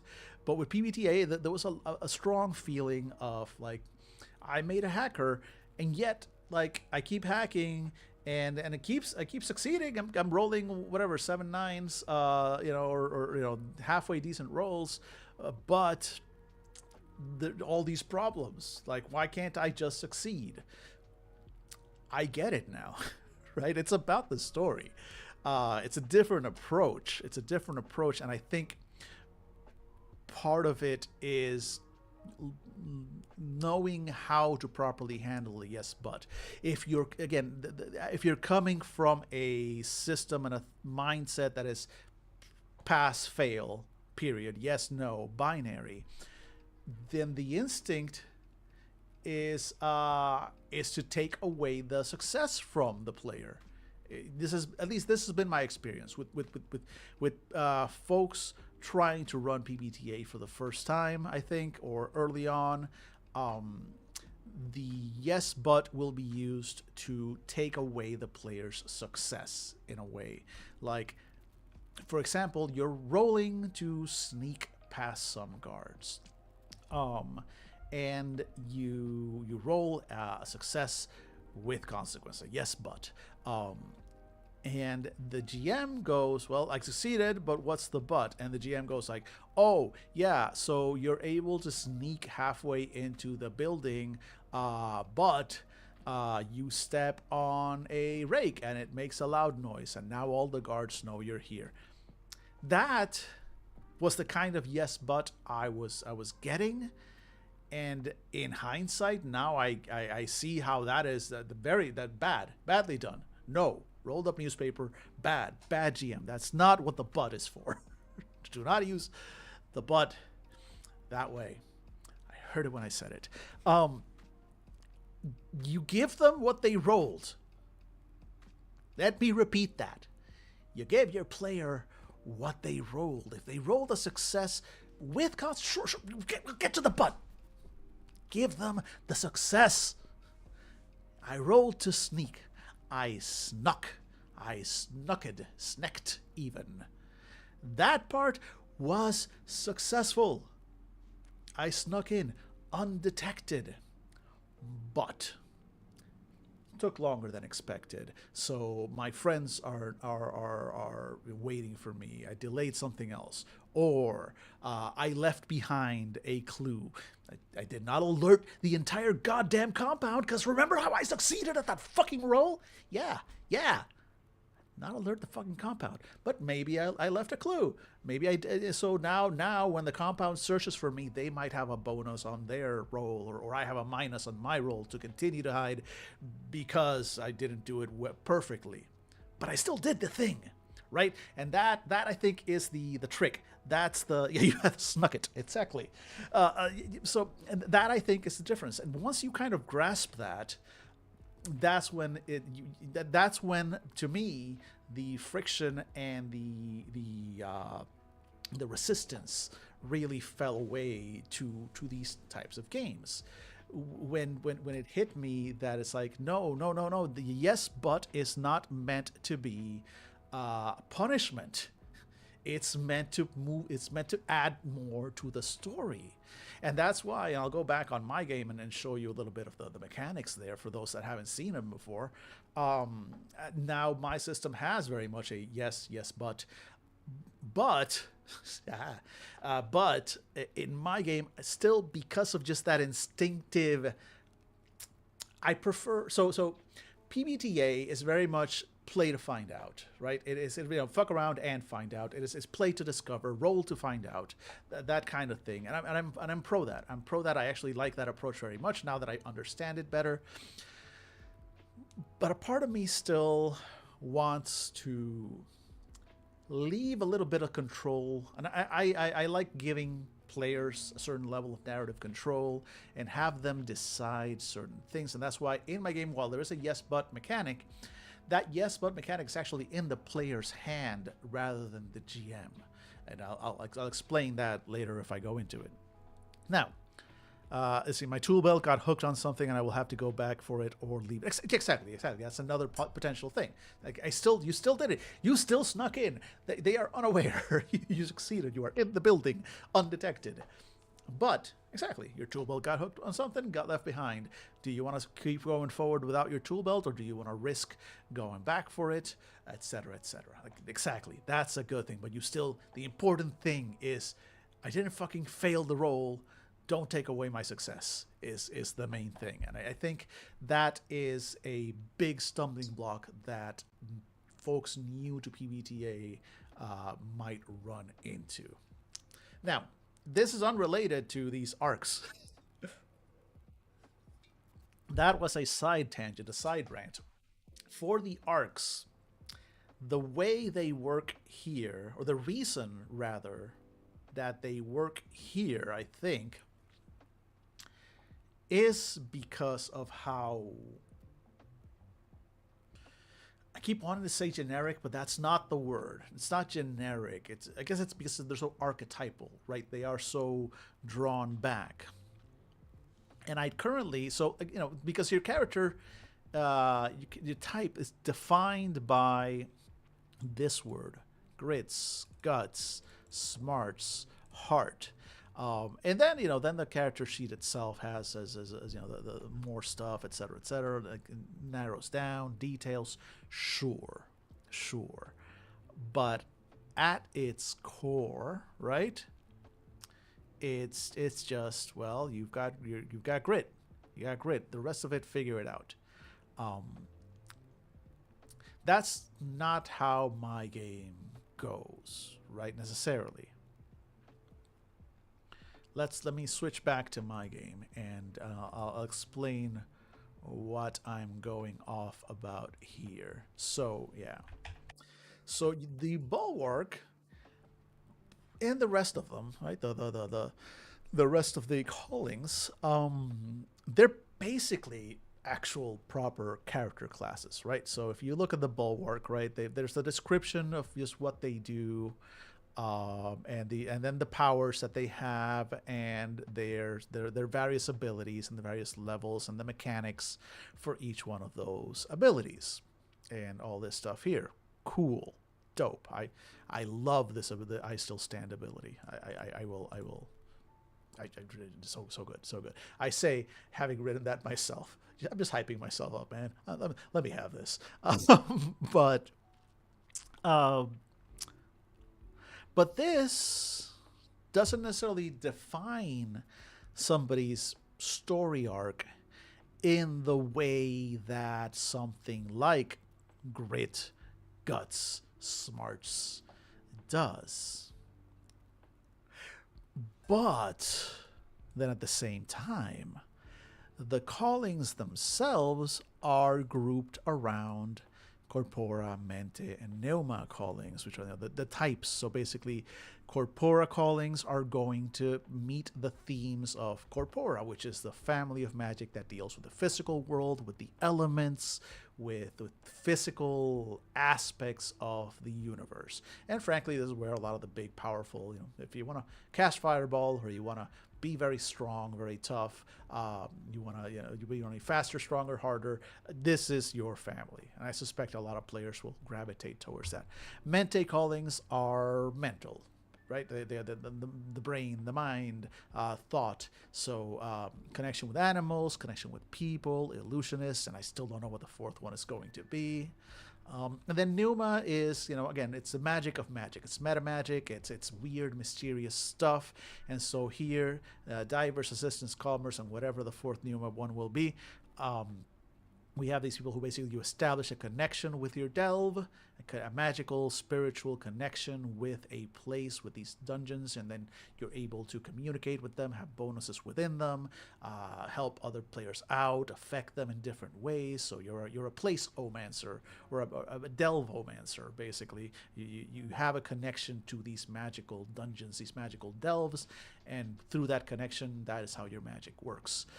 Assistants are basically people that are going to be able to sort of manipulate the magic of others and boost it, add it. So they're basically support. So they're the support group, right? They're going to be able to make other people stronger, faster, harder. They're going to be able to combine magic from different other people into something new. They're going to, and I'm thinking they're probably going to be able to heal. I know healing should probably fall under one of the corpora ones. And that, but I don't have it there. I don't have it there, and I feel like pneuma being the most mysterious one. I feel like healing should be this sort of more mystical thing in this world. I don't exactly know why yet. I don't have the words for it yet, but it feels to me, the creator, that it will fit in pneuma. I just haven't quite found the words for it yet, but that's where healing is going to be, and I suspect assistants are going to be our healers eventually. And then the calmers. So calmers are going to be your my inspiration in these is kind of a little bit, if you know anything about rifts, I'm sorry. If you know anything about rifts, my condolences. The rifts did damage to my brain at an early age, and I will never recover. But if you do know anything about rifts, there's a character class in it called the Nega Psychic.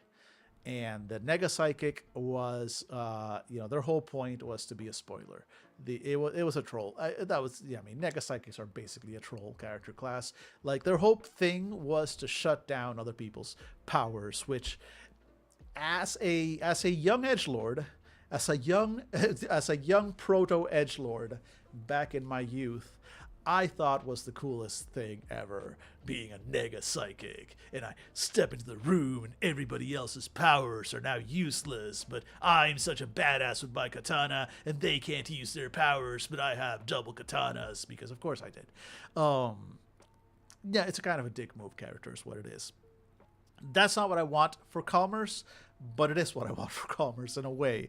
Not in the they're not going to be cool badass katana wielders. Although I guess if you want to make a cool badass katana wielder calmer, I can't stop you. There's nothing I can do about that. I can't go to your house and yell at you until you stop doing that, you freaking edgelord. But Calmers are going to be able to draw magic from others. They'll be able to step in the way of a magical spell and absorb it into themselves. They'll be able to drain magic from others, from things. They're going to be able to neutralize magic. Yes, and all of that, they're going to be able to then repurpose for themselves. They'll be able to make themselves faster, harder, stronger. They'll be able to affect certain abilities, certain effects. They might be able to copy other people's abilities after absorbing them, stuff like that. That's what I want with the commerce. I'm definitely not going to make it so that they can just fucking step into a room and everybody else's powers turn off. It is an active thing. They would have to specifically, kind of counter spell or try to absorb or get like a specific effect. They don't just shut things down with their own presence, right? So make it a little bit more active. But still, who doesn't love the concept of the big bad guy is giving their speech, and then they go to cast a lightning bolt at your prisoner or whatever, and yeah, this is another thing, right? There's another thing. Man, I'm getting. This is what I do in these streams. I go in different directions. I brought this up before in previous streams, and there's another inspiration from another game. In this case, DC-20. Which I need them. I need Dungeon Commander. I know you're watching. I need you to put out DC-20 0.9, and I need you to do that. Please. It's already after Christmas. Please. But I stole the concept, the idea of the class fantasy. He speaks a lot about that, and it's like when you're playing a fighter, you have a class fantasy of what it is to be a fighter, the badass things that a fighter does. If you're playing a wizard, you have a class fantasy of what a wizard does, the kinds of things that a wizard would do, right? And so his attempt, his approach, his philosophy in designing the various character classes for DC-20 is to try as much as possible and give players the opportunity to embrace and do and embody their class fantasy, right? And because that's what's going to say, this is what I wanted. I wanted to play a wizard, and as a wizard, I wanted to be able to counterspell things, and I wanted to be able to do this and that, and yeah. So that's his approach, and I think he does a very good job of it. I'm very excited about it. Again, I've mentioned this before in other streams. I'm trying to. I'm not particularly interested in D&D. I've played so much of it in my life. I'm looking forward to other games. And but I still like the D&D experience. And I think, to me, DC-20 is kind of like my horse in this race. It's the one I've decided to back as a sort of D&D replacement long term. Hopefully, again, not married to it, but out of the ones I've seen, it's the one that interests me the most. So I'm excited for that one. Let me catch up on chat real quick. So you built a mutant masterminds character that nullified powers and created summons based on his nullified powers. That's dope. So mutants and masterminds, I stand in awe of mutants and masterminds at all times, right? Because mutant masterminds it's not an easy system, right? Like talk about like 5-minute character creation. No, you don't write 50 words. You don't roll on 2 tables like goblins, right? Mutants and masterminds is you sit down and you're gonna do some math. You're gonna calculate some shit. You're gonna go through some tables, but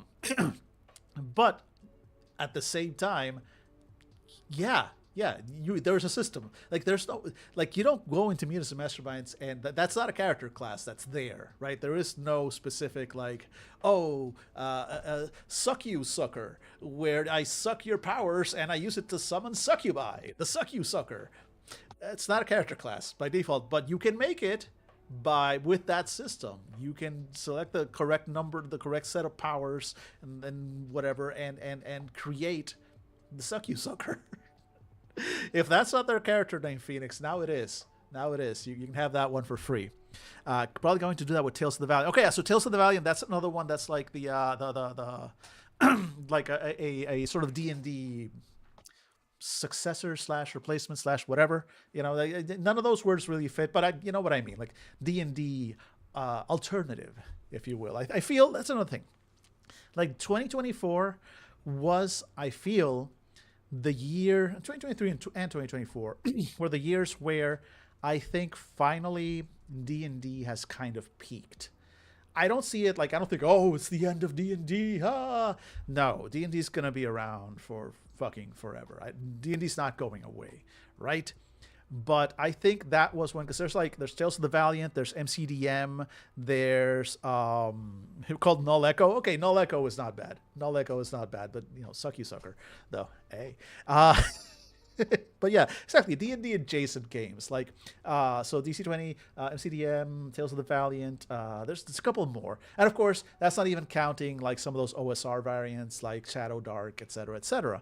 I really, one that I want to pick up and really want to check out, and I keep hearing people just fucking glaze this game so much, is His Majesty the Worm. I want to check that game out. I don't know if I'm going to like it or not, but I keep hearing so many people just absolutely gushing over that one. I need to pick that up. But yeah, exactly. I feel it does feel like the tabletop RPG is widening, and I do feel like 2025 and onward, like again, it does feel like D&D has to a certain point kind of peaked in terms of like, where does it go from here, right? Where does, because like D&D 2024 just came out, the rules, and they were like, there were some improvements, and the DMG guide, the 2024 DMG is a great book. Credit where it's due. It's a good book. But it's not setting the world on fire, right? It's not, it's like, you don't need, like, people aren't rushing out to the streets to buy the 2024 books, unless they're already like super into it and really want to do like I don't think it's like setting the RPG world on fire. I think that all these other games, I don't think any of them necessarily will take over for D&D or overtake, but I think the monoculture is fracturing a little. And the fact that there are these other D&D adjacent games that are still going to give you that sort of like fantasy fighting experience, while not being D&D and not being subject to Hasbro, Mattel, whatever, all that stuff. Yeah, it feels like it's getting more and more to that. And so the horse I've chosen to tie myself to right now out of those various options is DC-20, but again, not that knot on that tie is not super tight, right? It depends on how it goes. Let's see. It's good, but within the field of what it can do without letting go of its old chains, has done what it can. Okay, no, I don't think it's pretty good, but it has to be. No. Look. Again, D&D is what it is, right? D&D is D&D. It's the 800 per Unquaril in the book. It's what it's got going for it is decades and decades and decades of history and name recognition, and and people know for the most part how to play it because it's been around for so long and it's been so influential. Again, credit where credit is due, right? D&D was one of the first and will remain that forever, and it is what it is. It got to be as big as it is. And honestly, if you told me as a child, if you told me when I was growing up and first learning about D&D and all this stuff, that even 20, 30 years later, 40 years later, D&D would be as popular as it is right now in the general like just culture, I would not have believed you. I would never have believed you. So not to say a rising tide lifts all boats, blah, blah, blah. Okay, that's a problematic phrase, especially in this one. Like, D&D tends to suck the air out of the room. D&D getting more doesn't necessarily give more attention to the rest of the industry, not really as much. D&D just tends to suck all the air out. It's all about D&D only. So, like, no, I'm glad to see D&D sunset a little. Not out of hate for D&D. Like I said, I don't think it's a perfect game. I think it's fine. It's D&D. I will always, it's a first love. I will always have a deep and abiding love for the concept of D&D, which is why I'm excited for stuff like DC-20, MCDM, et cetera, et cetera, et cetera, because, like, I still love what D&D, the promise of D&D, right? I'm just kind of tired of that specific system because at the end of the day, it's not that special. it really isn't. It doesn't do it. The only thing that it really does well, and even within that, is just kind of its own combat. And even then, it's a very specific version of combat that not everybody jives with. That's it. So it's like, yeah, often have to fight against the D&D sinkhole, and then I teach people on a system. They are amazed that the things can be different, right? Right. That's the thing. It's like that's part of why I spend so many of these, like, working on my own games, looking at other different games, because I want to get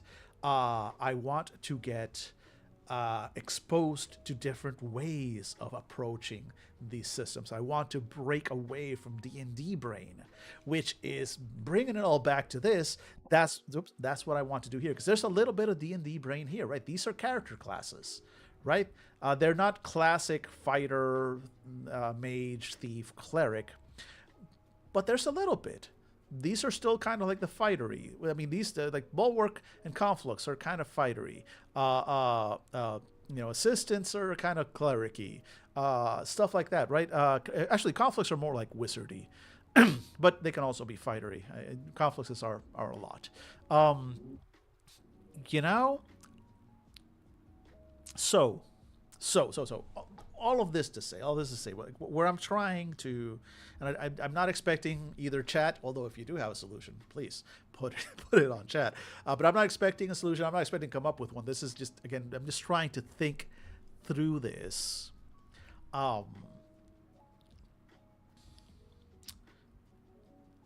Because I do want to present arcs for the various callings.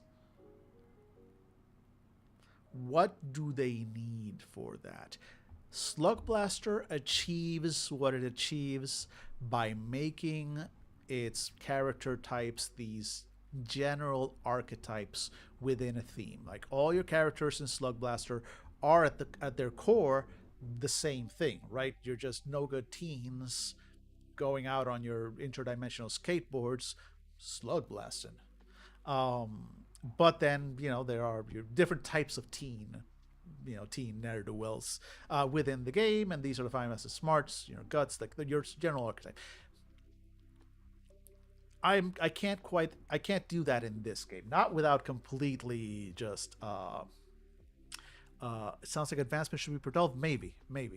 That's actually a thought. As I'm somewhere. I'm thinking around those areas, because I can't do that with this game. I can't. The different callings don't have that general genericness. They have but they're still paths.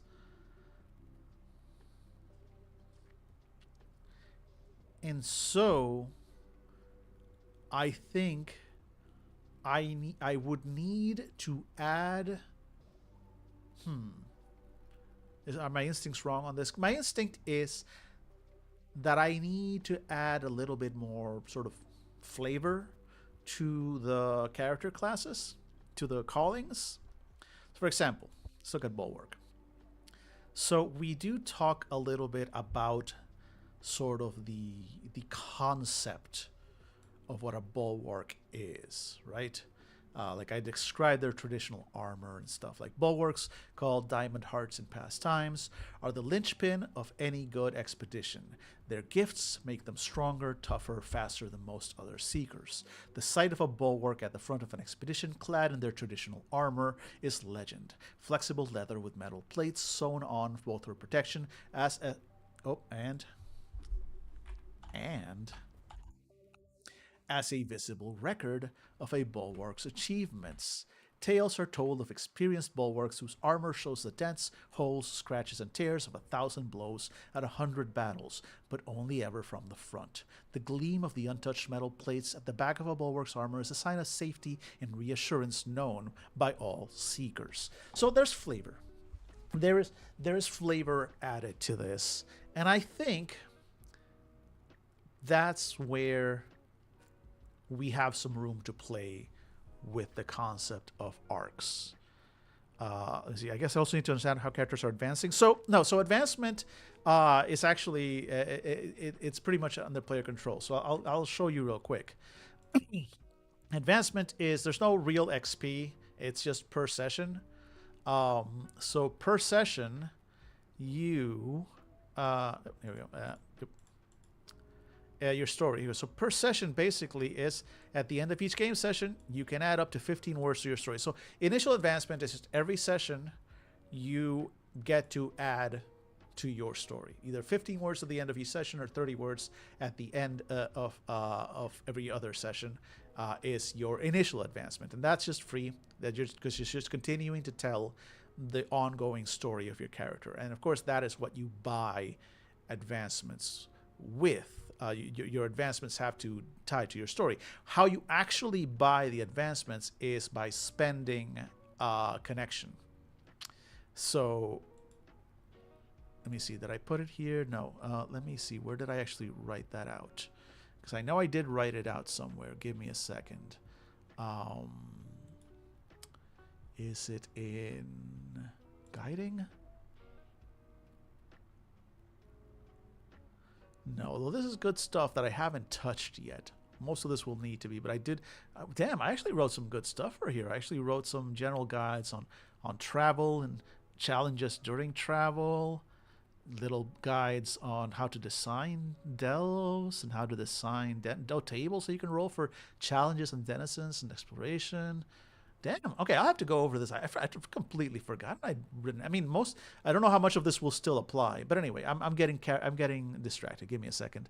Let's see. Playing the game, action roll, modifiers, modifiers in connection, about action resolution, example, character advancement. Here we go.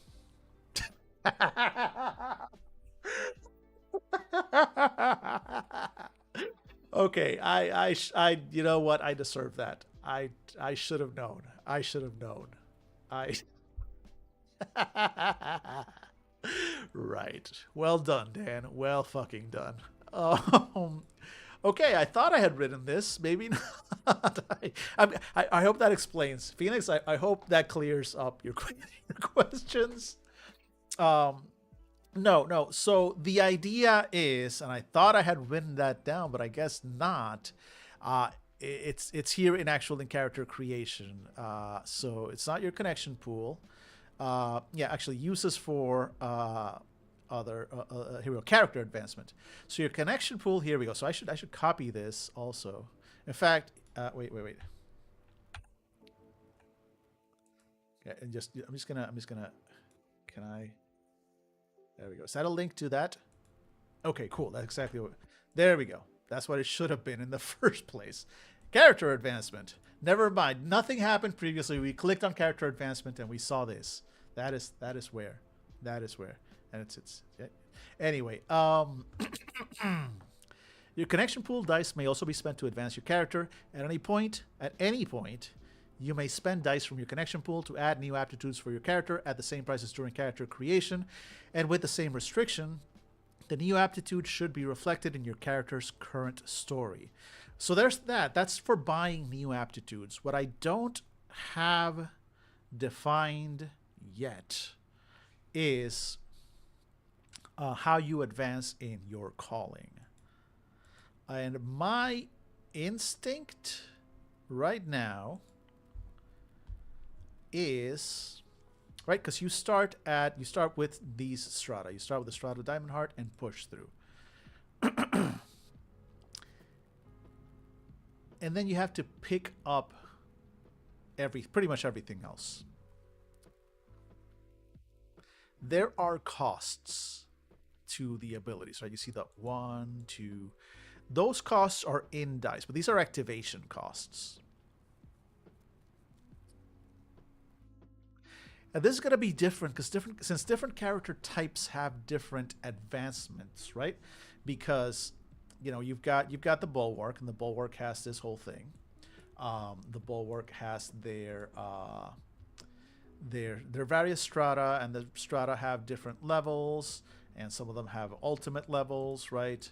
The strata of permanence, strata of ignition, and unlocking each strata, like they are separate. You could have like strata of speed. What happened here? You could have these. Oh, stop that. these strata, like strata speed faster and neutral. You can have these two. You can also have strata for resilience 1, and you can have like nothing in strata of recovery, and then strata permanence 1, 3. All 3 levels of strata permanence. Like it's mix and match. There are requirements, right?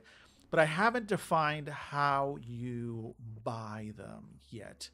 But I'm assuming, as of right now, that it's going to be um, a lot like buying aptitudes. It needs to be in your story, and then it costs. So buying aptitudes has a specific cost that is defined in the original character creation, and that cost is here we go. That cost is here. So a level 1 aptitude costs you 1 die. A level 2 aptitude costs you 4 die. A level 3 aptitude costs you 9 dice. Uh, that might not be the worst idea, but that only really works for Bulwark. So basically, going, okay, buying level 1 of a strata costs you 1 die. Buying level 2 of a strata costs you 3 dice. Costs you 4 dice. Buying level 3 of a strata, because strata only go up to level 3 of a strata costs you 9, but then are we going to have for the ultimates, are we going to have that cost 16 dice? That's way too many. Like, that dice progression only works when you limit it to 3 levels. And while I still stand in Pyroclasm are amazing powers and should be costly, 16 maybe too much, because it's basically the level times itself. So like that's why Strata Permanence is 1, Lockdown would be 4 because it's 2 times 2, Fulcrum would be 9 because it's 3 times 3, so 4 times 4 would be 16. That's too much. That's too expensive for that level. So I don't think that will work for our...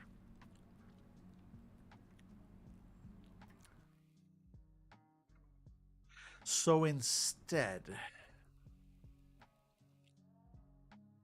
And we're starting with the Bulwark because it is the simplest one out of the bunch in terms of their progression so far. Because those of you who were here in previous streams know that Conflux and Crafter get really complicated.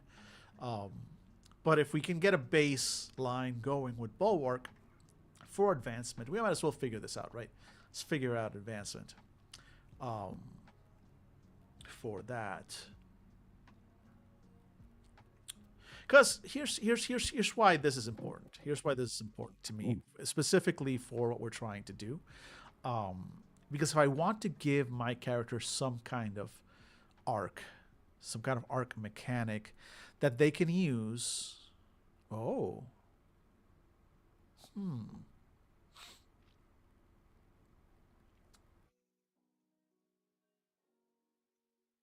So this may require some redesign, which I'm fine with if that's what it comes down to. But there is a story here, just like there is a story with the Conflux and how their powers work, right? Because there is the story, there is the essence. Basically, as a Conflux, you have, let's look at this. Basically, you start with your Conflux gate, you open the various paths, you open the pillar flows, the flow of fortification, the flow of shapings. And then within those, you have the internal and external flows for each sub power.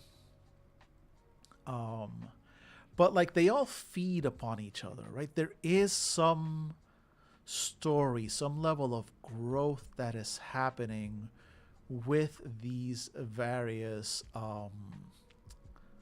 flows, these various what's the strata here with the crafter. We've got the various strikes on the forge. Is what we're calling the powers. The power itself is called the forge, and there are various strikes in the forge: strike of ore, the cobble strike, harden, dismantle, purification, and then the advanced forging, perpetuity, alloy, and reforge, which still needs to. We stopped at reforge, and we gotta figure out relics. That's a whole other mechanic for that. But also that's super advanced at that point. Like this is an advanced crafter. You're not creating relics right out the gate, right? But so I think I need to rethink, reimagine the way the various callings grow in ability and power.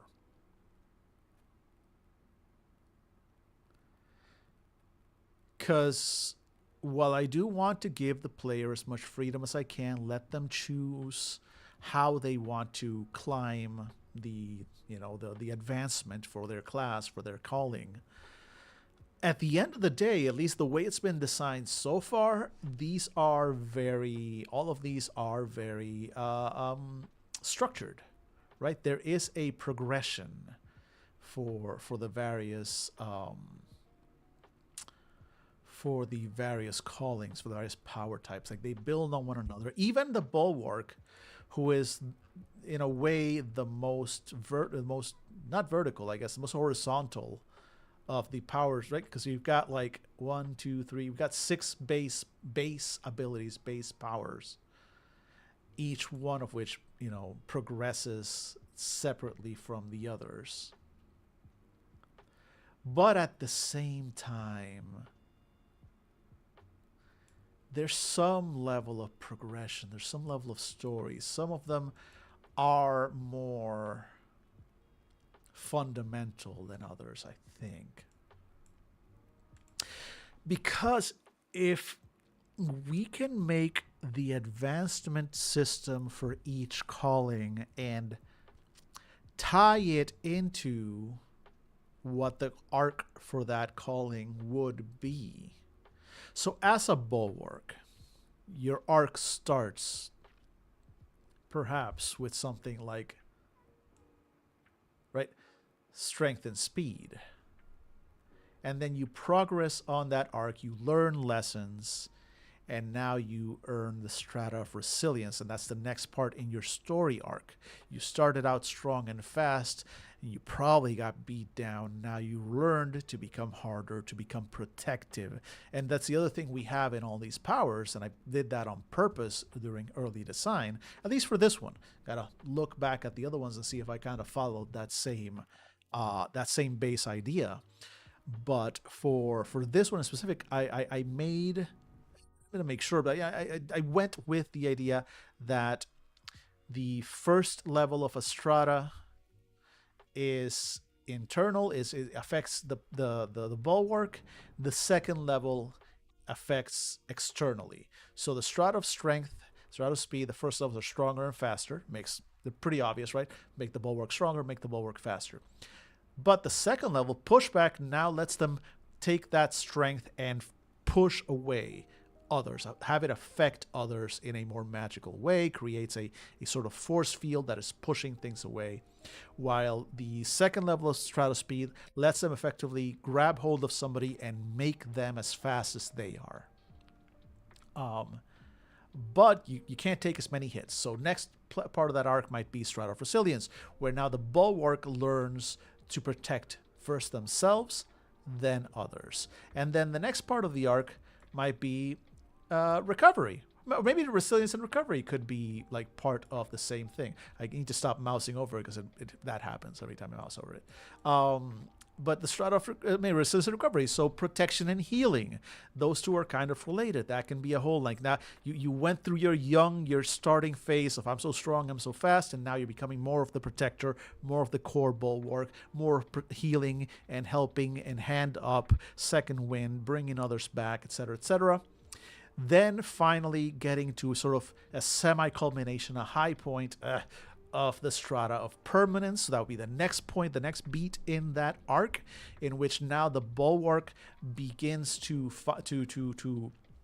embody the core nature of that calling even further. They become immovable. They become the center around which the battle goes. And at the highest level, they can, face down anything with I Still Stand.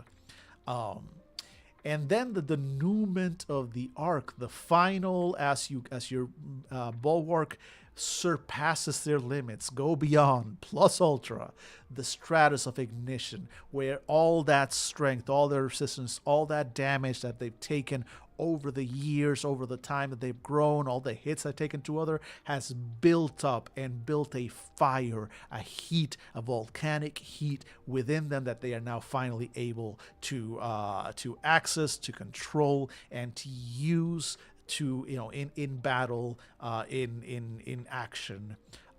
With Scorch Grip, Firebreak, and finally Pyroclasm, where they just become a being of magma. Yeah, right. This needs some tweaking, but that can be a sort of an arc. And then that would have to change how these progressions go. So would it mean that a bulwark has to, but then at that point, now I'm defining. Now that arc is a lot more defined. It's not quite as generic, so it's not going to hit like, something like Slug Blaster. I don't want to necessarily, I want to emulate without necessarily like duplicating, right? But I don't want to completely lose the magic of the Slugwalker kind of arcs and just fit them into this existing thing just to have an arc. Like, it needs to work. It needs to make it so that the player doesn't feel like they're being told completely. They're not being that you have, this is the blueprint. You have to walk this precisely. You're going to get these specific powers, right? No, it's more of a thematic thing. So that's where I need to figure out, because I'm not opposed to having these be tied to specific areas of your arc, but then the arc needs to be more than just the name of the part of your character creation, character growth, where you have these powers, right? It's got to be more to it so that it actually functions as something that the player and the GM can both sort of hang on to use for story, right? The story part of growing from a bulwark who has focused on strength and speed to a bulwark who focuses on resistance and healing and helping others. What story-wise, how does that happen? That's what we need to kind of think about there. So there's a lot of thought that needs to be given to this, and I did this to myself by deciding to make a long-term game. But with that in mind, I'm looking at the clock and I'm realizing we're down to the last ad break of the stream. So we're gonna do the last 3-minute ad break, then we'll come back and we'll chill for the last hour, and then after that we will end around 6 p.m. Eastern. But until then, please hang out. We'll be back right after these messages.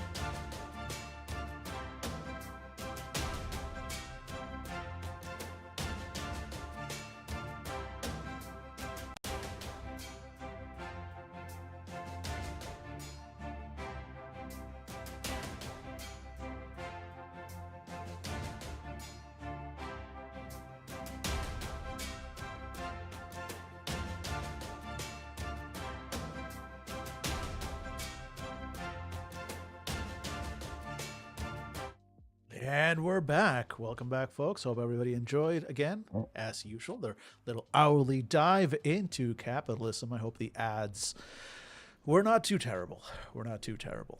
All right, we have returned. And as always, just a quick reminder to anybody who does not truck with the advertising, Twitch provides ways to make those go away. And then it so happens that if you take one of those, I get some money, which is why I don't talk about them too often, because I have a hard time asking people for money. But, you know, if you look at me, this face, so pretty, don't you want it to remain on your screen more often? Because, you know, it will, with money. Anyway, folks, hope everybody has been doing okay, and let's get into the last hour of today's stream. So, okay, so I like where my thoughts are at with the bulwark. Maybe it might mean that I might have to move some things around, rewrite some things, but I like the general idea. I don't know yet, however, because here's the thing. Right? In Slug Blaster, these arcs exist, and there is like a cost, right? So if I go back to, if we look at Slug Blaster real quick, do I still have it open? Yes. Okay, so if we go here, there is a, where'd it go? It's before these, right? It's earlier on. Here we go. Right, the arc. Here we go. So there is a thing, and they actually say so. Beats or moments you can purchase with your trouble and style to fuel the story, advance your character, and prompt role-playing scenes. The cost listed with each beat is the amount of style or trouble you clear to buy it, but you can purchase trouble cost beats even if you can't afford them. Trait and arc beats are one-time buys. Arc beats must also be bought in descending order and only once per downtime. These limits don't apply to any other beats. Buy 6 in the labs at once for all I care. And so, okay, interesting. So the way they are in Slug Blaster is you buy, so let's say you have the Guts arc. You buy that beat for 3 style. This happens, and you kind of play it out, and then your stats change. So this is basically is advancement, right? And then you spend 2 style, and your stats change. You spend 4, you gain 4 trouble, and your stats change. And this happens. And it's not all beneficial, right? You gain 1 style plus 1 style, and then you know the denouement, if you will. So if we were going to, and the other reason this works, right, is because they are meant to be, these are arcs. These are not necessarily ongoing campaigns. I mean, you can kind of redo the arc over and over with different stuff, but at a certain point, like, these are stories that are meant to end. That's the kind of story that Slug Blaster is trying to tell, whereas my game instinctively, hey PB, how you doing? Well, we're actually looking at my game at Seeker's Call, but I'm trying to take some inspiration from Slug Blaster. So I was looking at some stuff here about the arcs and everything, because I really like that they have these narrative arcs that you technically, mechanically, you have to pay to have this narrative arc, this thing happen, but then it has mechanical effects. But it does a really good job of giving your character a story, because there are mechanical effects, but also like there's a narrative thing that happens. And I already went over, I spent like half an hour earlier going over why I like it. And I'm trying to adapt that to my game a little bit. So let me switch back to my game. Not Three Goblins. It ain't that one ain't that deep. But Seeker's Call. Here we go. So, and then with Seeker's Call, so I'm thinking if I was going to have something like that, where you would be able to have like this arc, the arc where you start with these stats, but then it's different, because then it feels like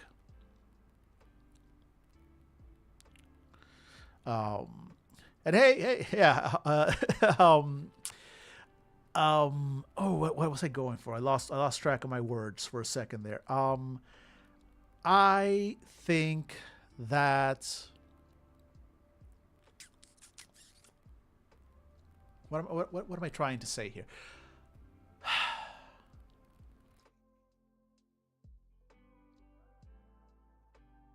So I want advancement to be individual. So you start with you buy a strata, you buy the first level of a strata. So I mean, this is actually wait.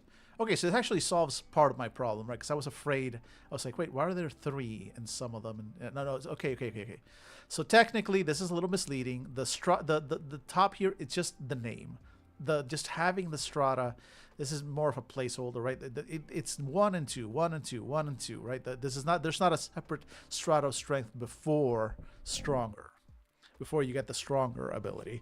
And so therefore that makes it okay. So that actually makes it a lot easier for the XP cost, right? So now I can make it okay. Stronger costs 1 XP, pushback costs 4, faster 1 4, 1 4, and then the other ones would be 1 4 9, 1 4 9. Okay, that makes it a lot more reasonable in terms of cost, but also that almost makes it too cheap.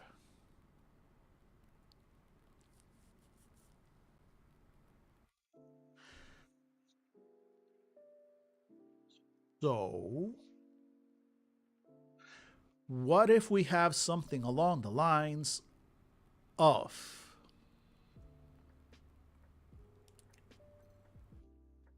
kind of like we saw in that sheet for slug blasters. uh you pay a cost, and then there is a narrative thing, but there are a specific set of things, mechanical things that you get. So maybe we've got something like you start the game. Okay, so as when you start the game, you start with Diamond Heart and Push Through. These are the things. You're always active, no cost. And you can buy, or do I want to also start you? Again, we're right now everything's up in the air. We no there are no bad ideas unless I put them out there, in which case they're probably dumb. Um, Maybe you start with stronger and faster. As an early bulwark, you have Diamond Heart, so that's just always active, no cost, and you have this delve ability. But then you start out of character generation. You start with stronger and you start with faster. Your two initial, just you are a bulwark, you have these things. Then the first part of your advancement arc is going to be learning to use your powers outwardly, right? With pushback being a way to project that inner strength outwards, and interval being a way to spread, give others your speed, bring them with you. Um, so there's a narrative arc there. There's a narrative point of like the bulwark learning to work to give their power to others. So at that point, normally that would be 4 and 4.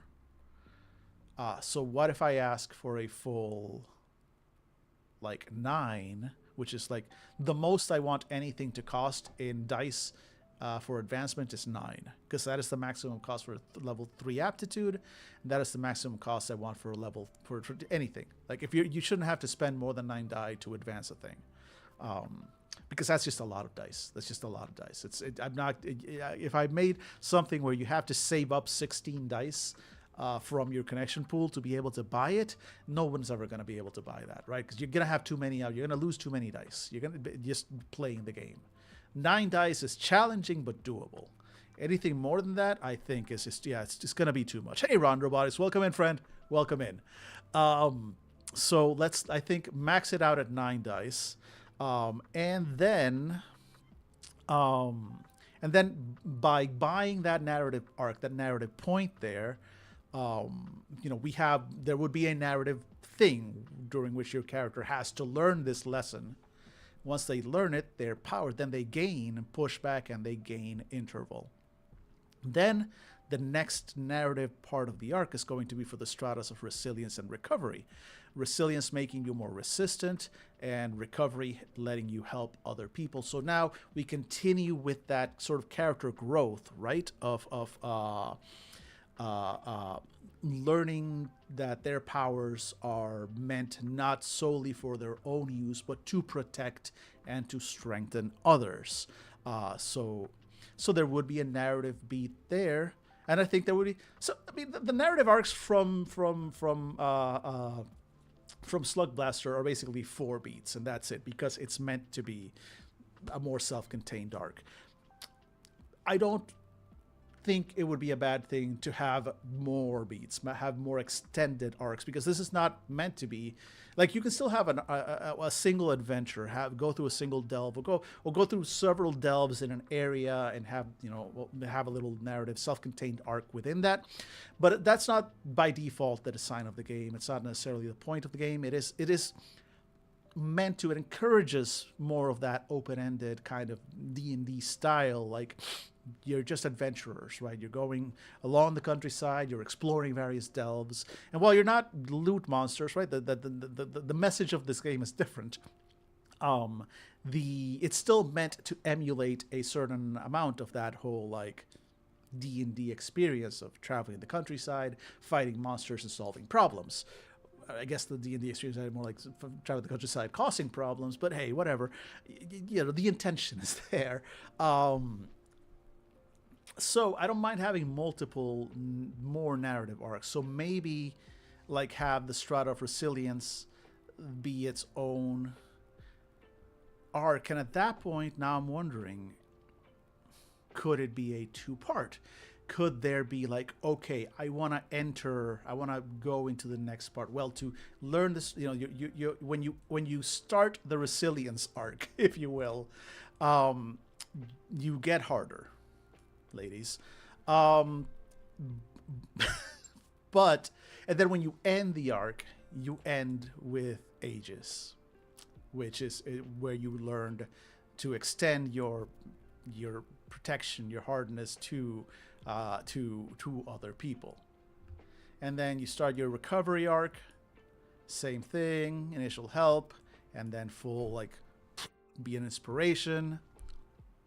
And then now you finally start growing into your fine. So this is like Strata of Permanence. Now you are hitting that peak. You're level 15 at that point. You get lockdown. You get a Fulcrum. You peak at I Still Stand, and then the denouement, Strata of Ignition, as all that built up, the heat, the growth, etc. And now you have that heat inside you that grows, that makes you more dangerous.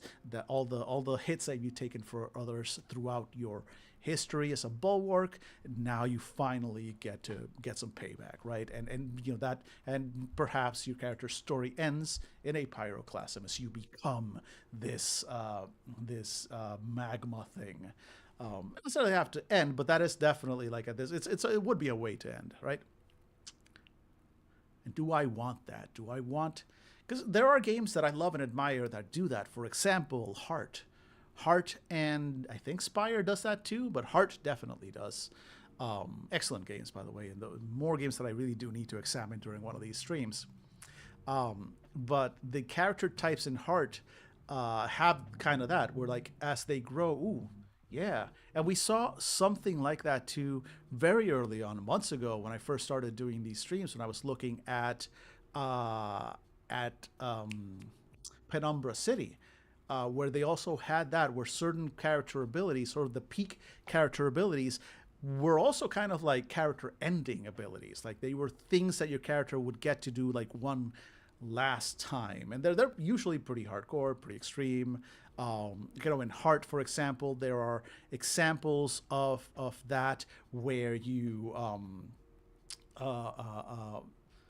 basically, like, tear a hole in reality and walk through it, and now everybody has to deal with it. I'm blanking on some of the more deals, but I remember there being like big deals. Like this is how your character goes out. You get to choose that. That is like the climax of your character's story is buying that ability and using it. And I wonder if I want to kind of do that, because my original idea with this game was to have kind of like a hopeful tone.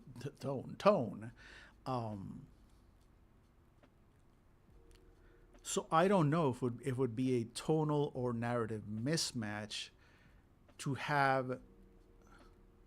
Not necessarily. No. Because a lot of this game world is also based on connection, on communication, on cooperation. I haven't written down precisely.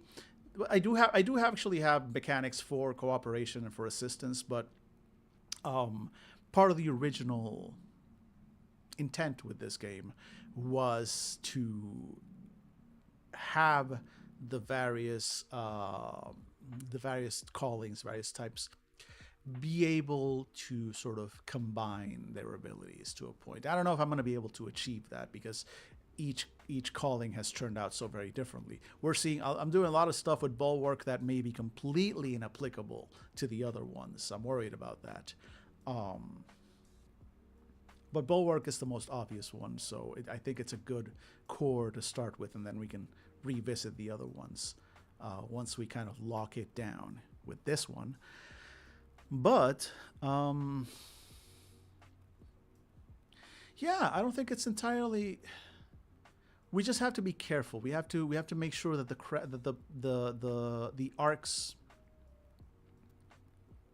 have a conclusion that is satisfying, but that doesn't have to end the character's story, right? Like not all of them, because in Heart, almost all of them are like, this is how your character ends. This is how they go out. This is how they die or how they retire. Like after this, roll up a new character. I don't necessarily want that to be the case, right? Pyroclasm is not by default written that way. It's an effect. It's a very powerful ability, but it doesn't end the Bulwark's life. And while I'm not opposed to that, and to changing it so it is like a one-time end of character thing,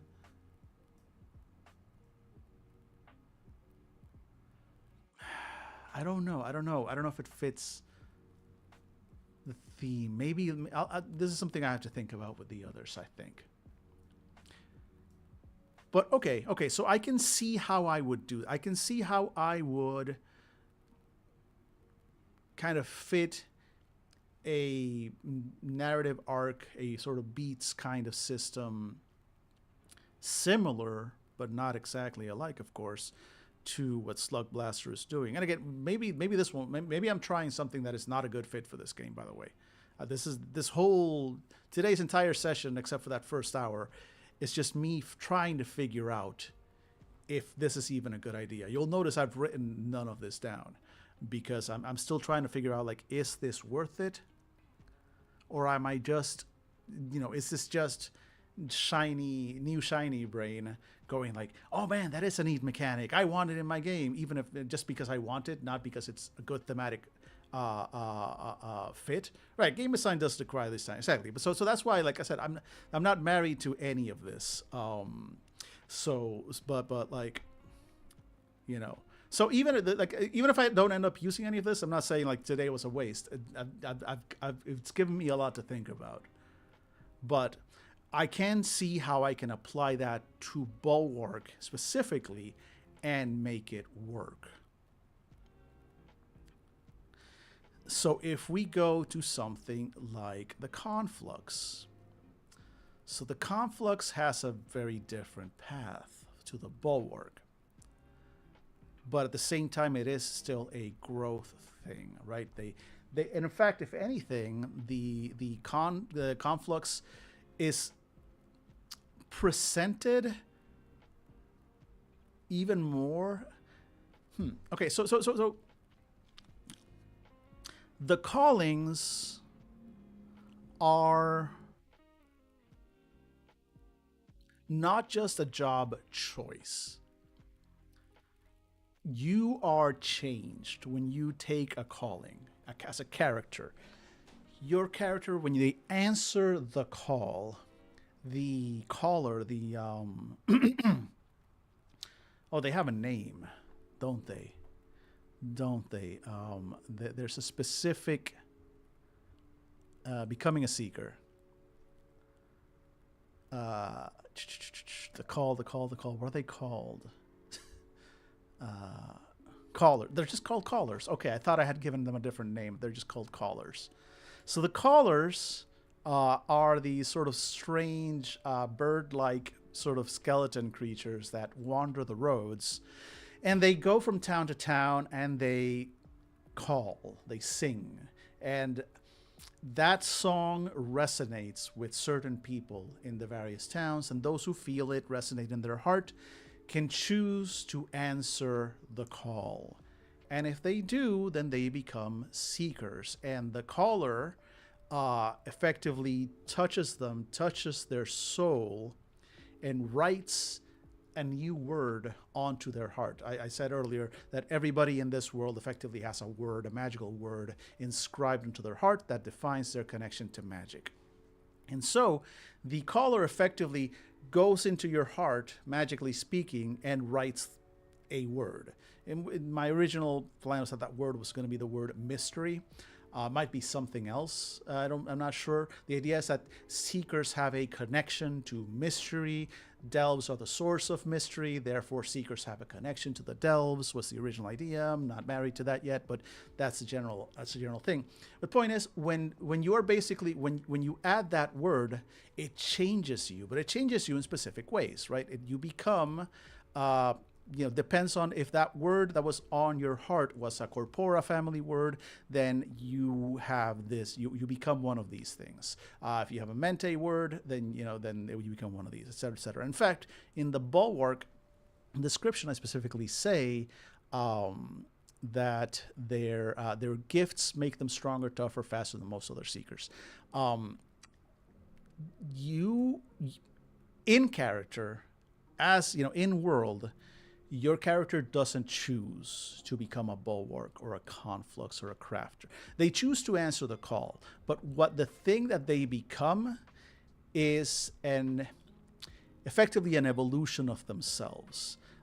That's why bulwarks will come from people whose innate gift was that somehow was a physical gift, was a corpora gift, and preferably a gift that relates to some of the aspects of a bulwark, being stronger, being faster, being harder, being more protective, etc., etc. While somebody who becomes a conflux probably had a gift that let them work with the elements, and somebody who becomes a crafter had a gift that was, the gifts are less about control, more about understanding. They see not. So gifts can be just purely perceptual, so enhanced hearing, enhanced sight. So crafters are people whose magic gift was more related to the perception of the world and the magic, and thus, with all of them, once that extra word is added to their heart, then that innate gift sort of evolves, turns them into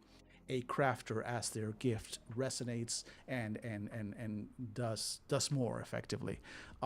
So point is, when you answer the call in the world, you become your sort of true self. Your magic power is unlocked in that sense. Out of character, of course, yes, you choose which one of these you want to play in as a player, right? But in world, it's not so much. The choice is to answer the call and become a seeker. In the becoming, you are reborn effectively, but you do not choose the type of seeker that you become. You become something new by answering the call. I keep saying the same thing over and over. Now, at the same time, I did establish stuff like, for example, for bulwarks, they have a traditional armor, right? For confluxes, They have a rigorous practice of mental and physical discipline, effectively, basically, a almost monk-like martial arts training that comes with it. While for crafters, there is a sort of, journeyman apprentice kind of thing. There's an art to it called the forge, which is taught, and learned, and has to be taught and learned by others, etc., etc. So there is also, even though you don't choose to be a crafter, you don't choose to be a bulwark or whatever, specifically, there is a culture around them. Bulwarks do have a culture. Confluxes do have a culture. Crafters, like, there is that. So, with that in mind,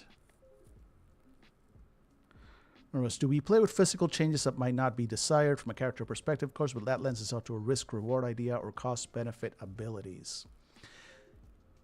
Not right now. Not as written. Not right now. Right now, it's more of a just reward or growth, really. Right? When you choose a calling, a specific calling, it's just like you're choosing the type of character you're going to play. The downside is you have no access to other things, of course, but not really there.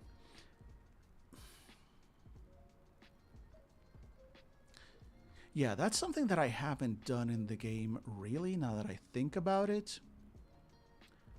Because there are ways, like at the beginning of the game, good point. No, that's true, but that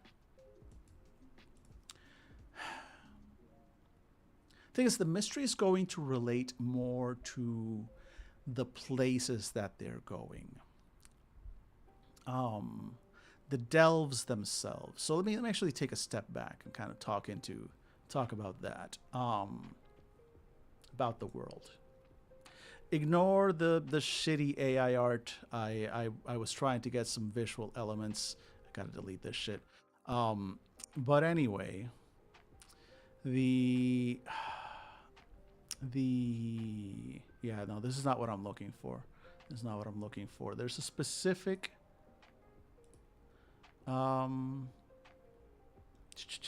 not aptitudes.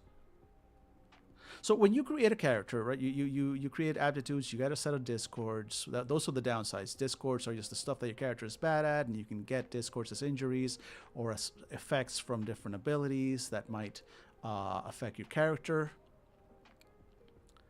But maybe I put it in guiding. Okay, here we go. So the world at large. So there are 4 major aspects to the world.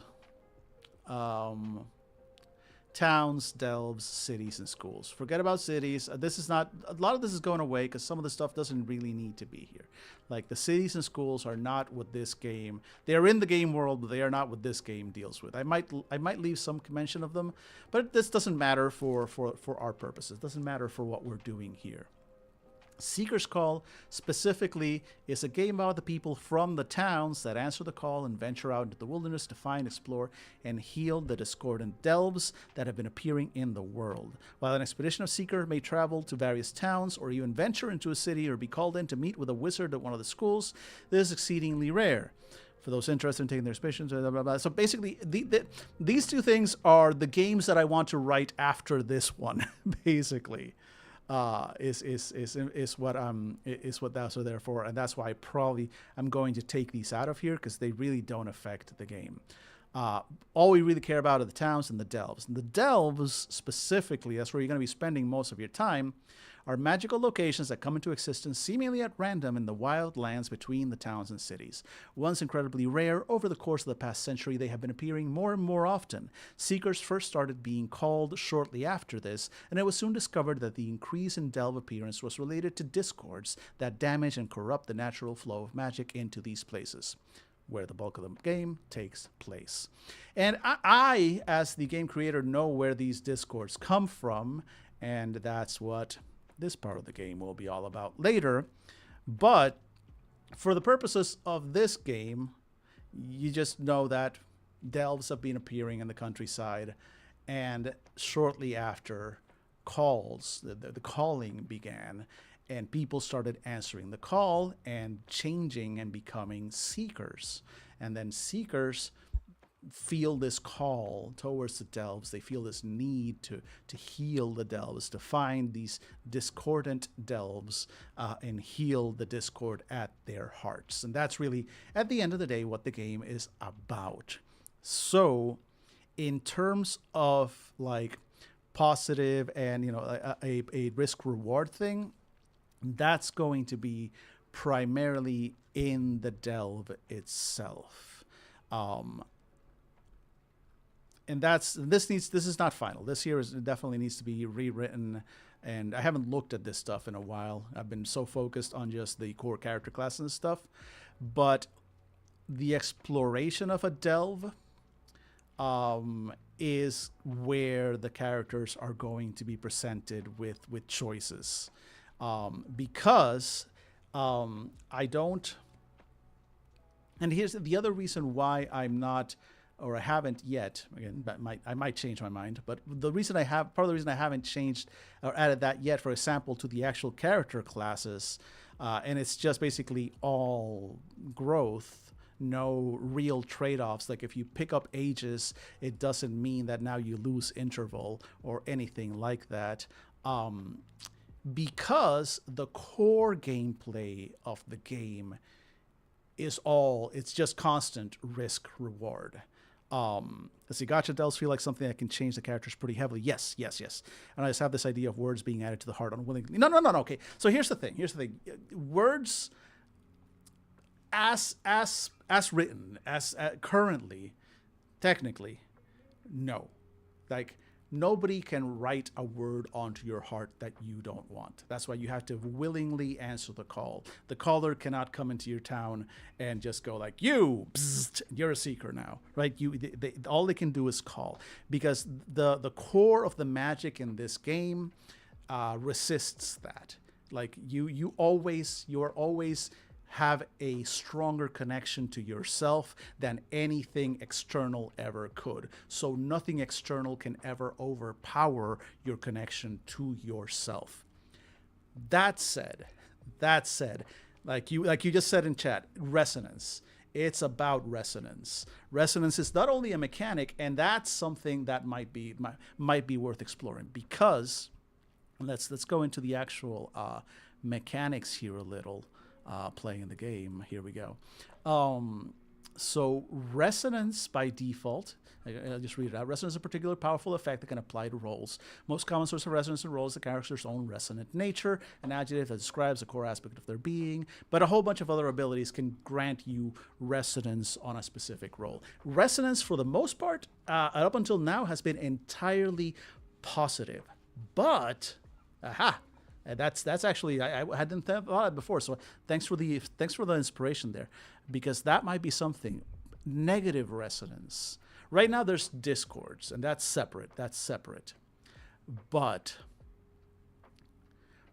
what if you are resonating? Okay, yeah. Okay. I got this. So again, the word mystery is effectively added onto your soul. That makes you a seeker. That modifies your built-in gift, your built-in word, and thus changes you from just a person into a seeker. And based on what the nature of that word was, changes you into a specific type of seeker. And it's that word, specifically mystery, that grants a seeker a connection to the delve. That is why they specifically are the ones that get to go into the delves and heal them. Other people might be able to go into a delve without that magical connection, but only seekers with that magical connection can actually sort of interact with a delve in the ways that it needs in order to be healed. Therefore, they resonate with delves directly. They have that connection that is a resonant connection between them. So while the delve is discordant, that can cause feedback effectively into the seekers. So maybe we have some kind of mechanic where there is a when seekers first arrive at a discordant delve, uh, they they receive or sort of again resonate with that discordance as well, and so the delve will have specific negative effects on the seekers until they are able to heal it, and thus progressing through the delve and doing the various things that you will need to do to heal that delve can cause that negative resonance to start fading. So as you progress through the delve, you achieve more stuff, you are able to overcome the various challenges within the delve, you are able to start reducing that discordance, therefore there are fewer negatives applied to you. And then once you finally resolve the discordance at the heart of the delve, no more bad things, and you get to power up a little, right? We'll figure out some level of power up that can come with actually resolving a delve. I like that. I'll have to think on that. Yeah, I think I like that. So here's the thing. With the system. The other thing about the risk reward, robotics. I don't know if you might have. Like I said, I've talked about the system before, but it's been on other streams, so you might not be aware. So the way the game system works is you have a pool of d6s that is called your connection pool. You start every session. No worries. So you start every session with. We'll go through it. Hero action roll. So whenever your character takes an action, the result of that action is in doubt, you can perform an action roll to determine the outcome of that action. So as its most basic, an action roll with no modifiers consists of a single 6-sided die. Modifiers may add additional d6s to a roll. On a result of 1 on any of the dice rolled, the roll succeeds, and the player can choose to either write or discover the result of the roll. We'll see what that means in a moment. But at its core, the system's just you're rolling a single d6, you succeed on a 1. That's it. If there are no other modifiers, no aptitudes, no powers, no nothing, that's the core system. So that means at its core, you're not going to be able to do a lot, right? Your chances are 1 in 6 of succeeding in an action. So you're going to want more dice. The modifiers in this game do not modify. You're never going to succeed on a 2, or 3, or 4, or 5, or 6. And there might be things where more successes give you more stuff. More hitting 1 on multiple dice gives you more stuff, but by default, either you rolled a 1 on any of your dice or you didn't. That's kind of the base mechanic. So how do you get more dice, right? How do you modify that roll to give you a better chance? The first thing is aptitude. So you have an aptitude that applies. So your aptitudes are basically kind of aspects of your character that you've created. You might have, for example, one of your aptitudes might be strong. Okay, cool. We it's just really simple, right? We can do more complicated ones. Let's just go with strong. Strong is one of your aptitudes. Cool. So if you're trying to write a poem, strong probably doesn't apply. If you're trying to shove a rock out of the way, strong most definitely applies. So the level of that aptitudes can be level 1, level 2, or level 3. The level of the aptitude gives you that many dice on the roll. So if you are strong at level 3, you have a level 3 aptitude that is called strong, then for this roll, which is going to be, I guess, apparently pushing a boulder out of the way, you are now rolling with 4 dice. The 1 that you get by default for making a roll, and 3 extra dice from your aspect, or your aptitude. And multiple aptitudes can stack if they can reasonably apply to a roll. So if you had another aptitude besides strong, such as, let's say, stubborn, say, hey, I'm just going to keep going. I don't care. I'm going to keep going because I have this stubborn aptitude. I go, you know what? Sure. Why not? And that's stubborn at level 1. That's another die. So now you're rolling 5 dice. Much better chances. Still not a guarantee. Maybe this boulder is pinning a friend of yours and people are coming. Enemies are coming. You have to move this boulder no matter what. You cannot afford to fail on this. So you want to put more dice into that dice pool. You can have items and equipment. Same thing. They might add more dice to your pool if they fit. Let's say you don't have any items or equipment that affect. Gifts, numina, and magic. Do you have any powers that might make you more powerful, stronger, faster? Maybe if you were a bulwark. Yeah, as a bulwark, maybe you do have something. You have resonance and rolls resisting damage. Maybe you have the stronger power. So you activate that and you gain a +3 on that roll and resonance. So let's not do that because that destroys my example. You know what? That's what we'll do later. Let's say later we're a bulwark and we'll activate stronger. But right now we're not a bulwark. Right now we're just a dude who is strong and stubborn, right? But you want more dice and you don't have magic. You're out of aptitudes. You don't have any items on equipment. Situational modifiers. Again, the GM can say, hey, let's say, okay, let's put some negatives in here because maybe the player was like, I don't know, man, I'm willing to take my chance on 5. I think I can make it with 5 dice, and that's not a bad chance. It's actually. Yeah, it's not bad. It's not bad. Maybe a 50-50 or something like that. I would have to look at the math. But then, and so you as the GM, you want them to risk. You want to push them a little, right? You want them to risk some dice, which is what we're getting to, the risk reward that we're talking about. So you say, hey, it's raining. It's nighttime. It's slippery. You're having a hard time getting a grip on this boulder. I'm going to have to give you a -2 on this roll because of the situation, because this is a more difficult than normal action that you're trying to do. Oh no, now their dice pool went from 5 to 3, only 3 dice. Oof, that's rough. Okay, now the player feels motivated to maybe spend, or risk rather, some of their dice. We're going to skip the discords, but also, yeah, let's say you were injured. You might have a discord that takes additional dice away from your pool. In this case, let's say, no, nothing affecting you. You're not injured. You're not anything, so forget about discords for now. So at this point, you're like, okay, I only have 3 dice for this roll. What can I do? Well, you can risk connection. So every character has a connection pool of dice that they can risk on any roll to increase their chances of success. Now, connection can be used for a lot of things.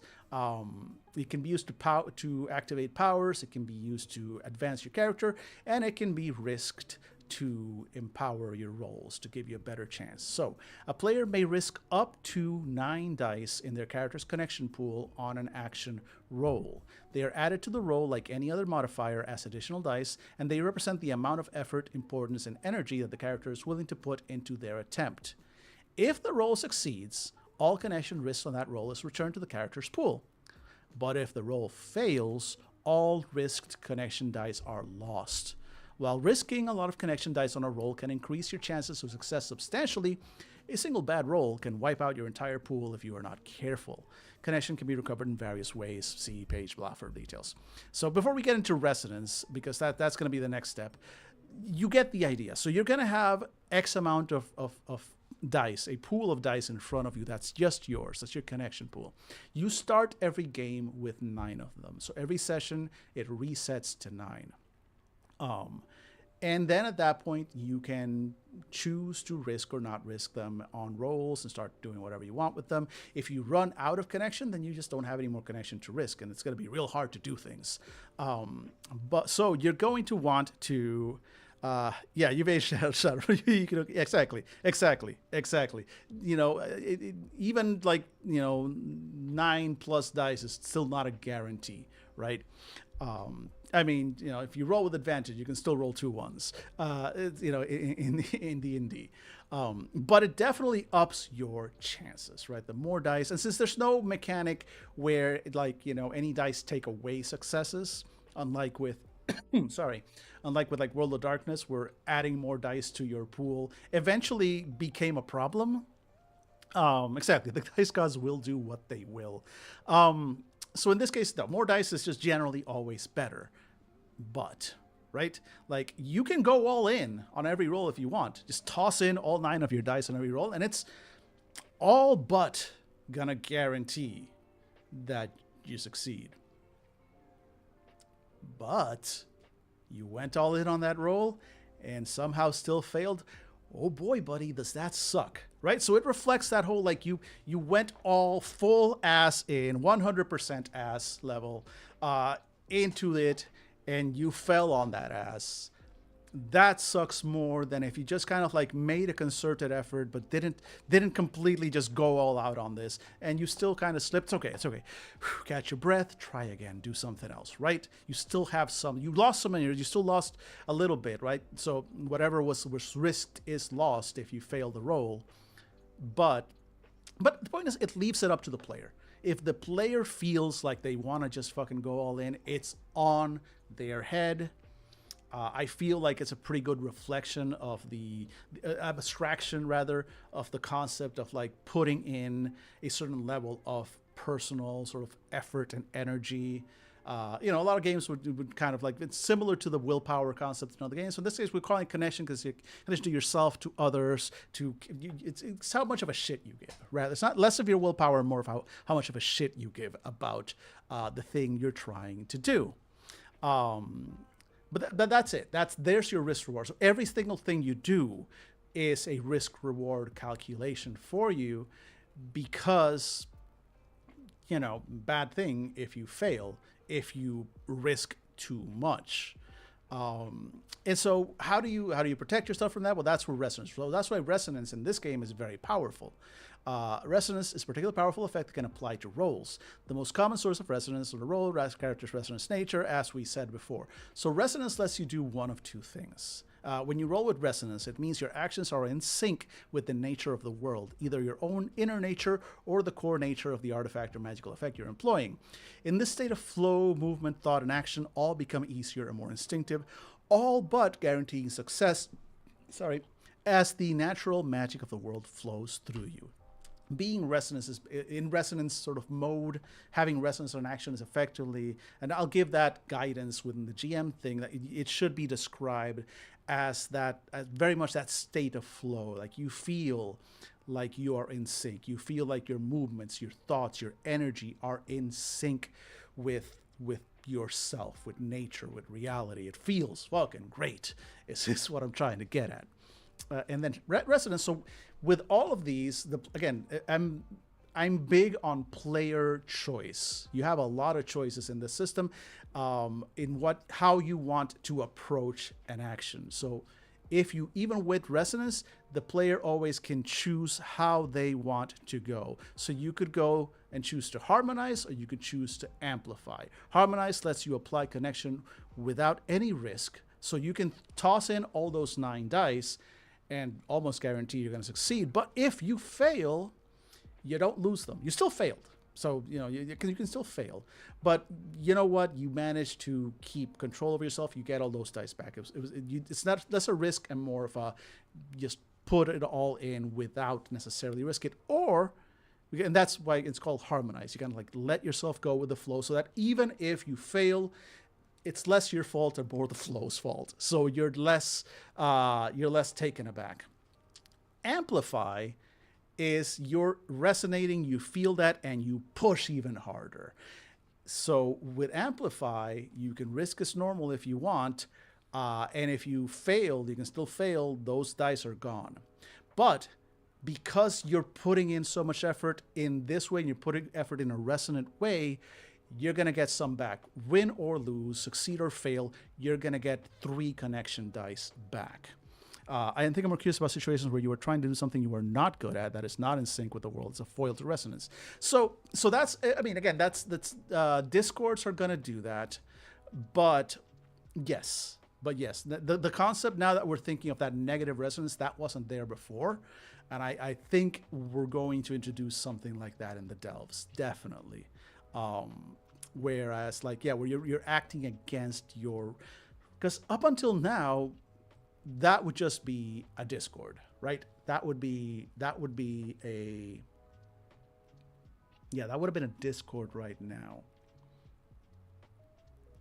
So now I'm thinking, would there be some kind of mechanic, like some kind of resonance clash, basically, like. Because resonance has 3 aspects, right? In character creation, right, we have the 3 basic aspects of corpora, mente, and pneuma, body, mind, soul, effectively. And we could have some kind of what am I thinking here? The rock paper scissors thing, right? Where if you have pneuma, you are able to defend against corporeal effects. If you have corporeal, you can defend against mente. If you have mente, you can do something on those lines. I don't know. Think it out loud right now. But I'm wondering if maybe there is some kind of some kind of conflicting resonance. So as a corpora user, you would have you would have some kind of built-in negative resonance when trying to use an ability against, say, a Numa user or a Numa sort of coded or based effect. There might be something there. I'm not sure. The connection pool levels out a lot of swing. Yes, it does. But again, it's still always a risk, right? That swinginess, it can go there. But yeah, the swing is there. The whole point of the connection pool is, in fact, to even that out, but it's under the player's control. They get to choose how much they're willing to risk and where that goes. And then, of course, we have some assistance mechanics.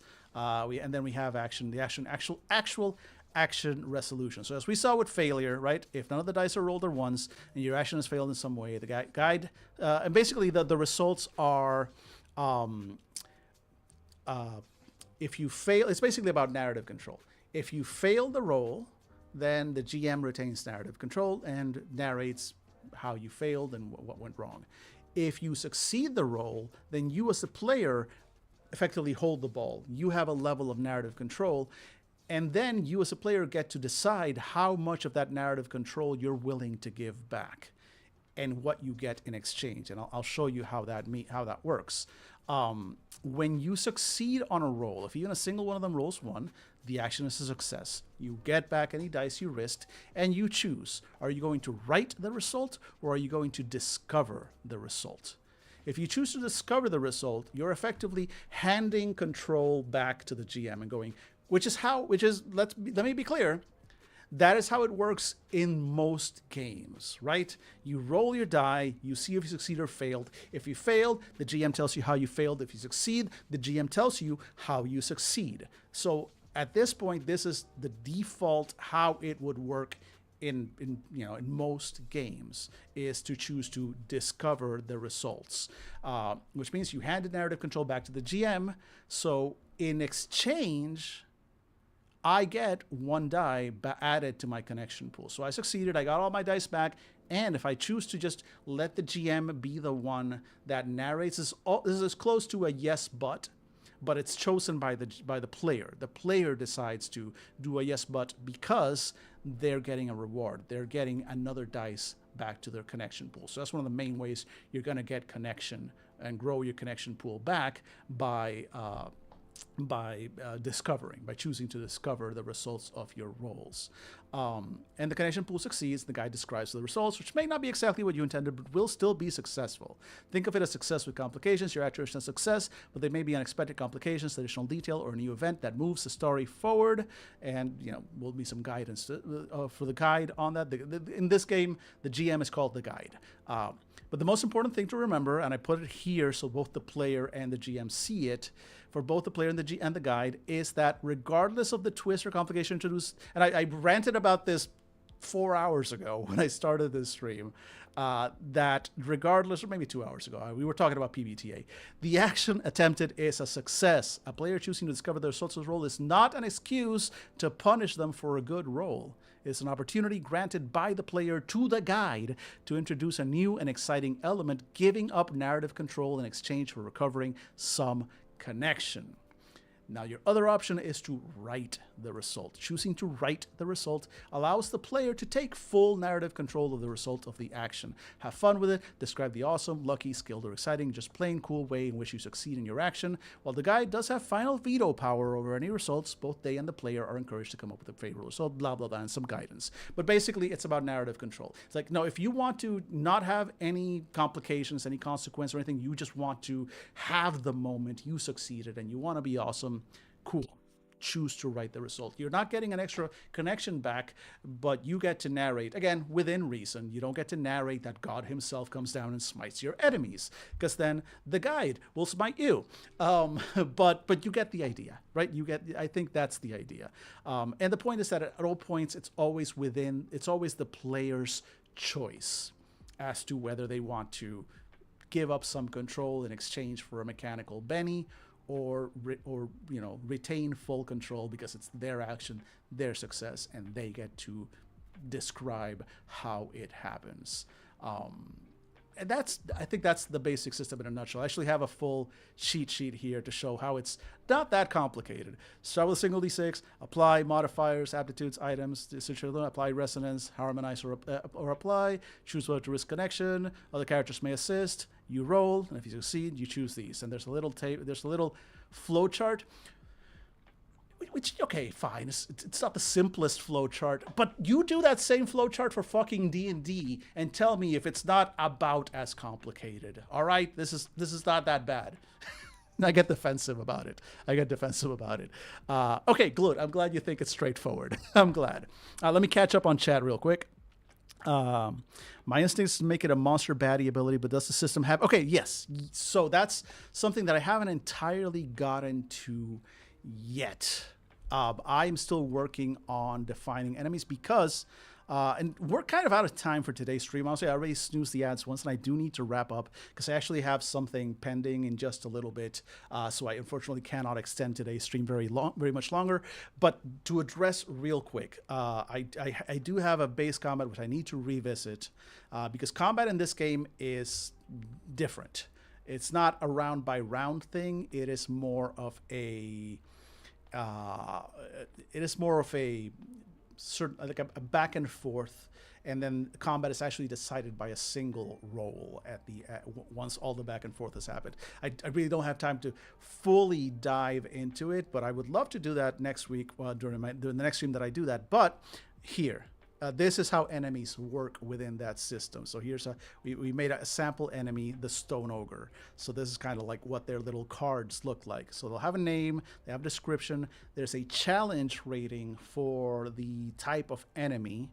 And that specifically affects how the combat system works. The higher the challenge, it's going to affect how that combat roll goes.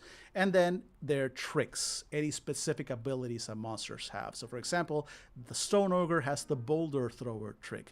Action rolls made during combat against the Stone Ogre suffer a -1 dice penalty due to distraction as the Ogre constantly lobs stones and boulders on the expedition. If the action roll fails during combat against the Ogre, roll 1d6, and on a 6, the character suffers 1 injury discord as they are struck by a flying rock thrown by the Ogre. So that's where it would go, right? That's what enemies look like. So something like that, where an enemy imposes a negative resonance on an enemy, on people, would be here. Would be like a monster. That would be one of its tricks. So we would define its trick, negative resonance, negative corporeal resonance, something like that, and define what it does there. So that's where that would go. Hopefully that kind of makes it so, like, yeah, for caster type baddies, exactly. And you could have multiple. It's like a very simple enemy. You could have enemies that have multiple tricks, etc. But that's the base concept. And definitely, I want to talk about. I would love to go over the combat system. I just don't have. And here's some example mechanics and favorable effects. So add, remove dice to rolls, decrease cost to risk die, add, remove resonance to rolls, bleed or regen dice, lock or unlock dice, cause or resolve discords to prevent or empower Numina usage. So we'll play with that. But that's unfortunately going to have to be next week because, folks, I need to wrap up for the day. I've had a good time. I thought there was a non-zero chance that before the stream was over, I was going to get distracted and go play video games.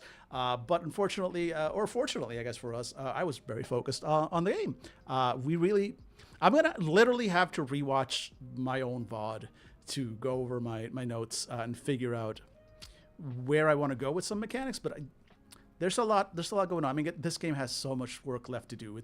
I don't even know if I'm going to finish it in the coming year. This is my fantasy heartbreaker. Who knows? Especially since I keep only working on it, for a few hours at a time on Fridays during these streams because I don't have time to work on it the rest of the time. But we'll see. Either way, I'm really enjoying this. I really had a lot of fun. There are some good ideas.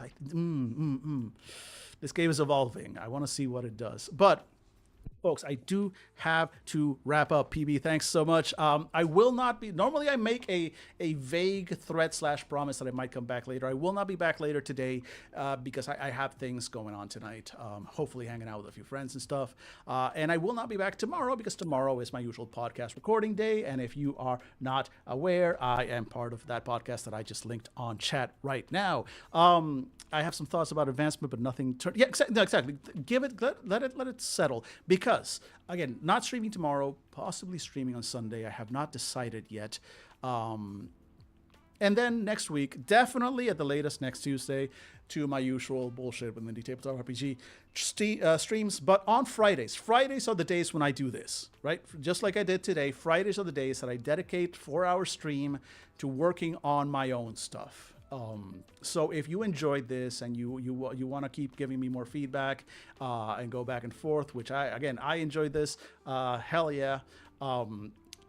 Then next Friday is when I will be doing this again. If you just kind of want to hang out and talk about other indie RPGs, I will be back on Tuesday to definitely do more of that as well. Look forward to that. But until then, I do have to wrap up. So thanks so much, folks, for hanging out today. Today was a blast. Thanks so much for all the feedback and giving me a lot of thoughts on this. There's some stuff that I'm definitely going to adopt into the game, so I'm excited for that. But other than that, hope to see you all on the next stream. Hope you all have a wonderful evening, morning, afternoon, whatever time zone it is where you are. And one last thing, if you are not following me on my socials, that is the best place to find out what the fuck I'm up to at any given moment. So please, especially Blue Sky is where I'm honestly most active these days. So, and also, if I'm late on a stream or whatever, that's where I tell the world. So follow me there. Otherwise, folks, thanks so much. It's been a freaking blast. I will hope to, even though I may not be streaming myself over the weekend, I will, if I see folks online and I have the opportunity, I will try and drop by and say hi. But otherwise, see you all on Tuesday at the latest. Have a absolutely great one, folks. And bye-bye.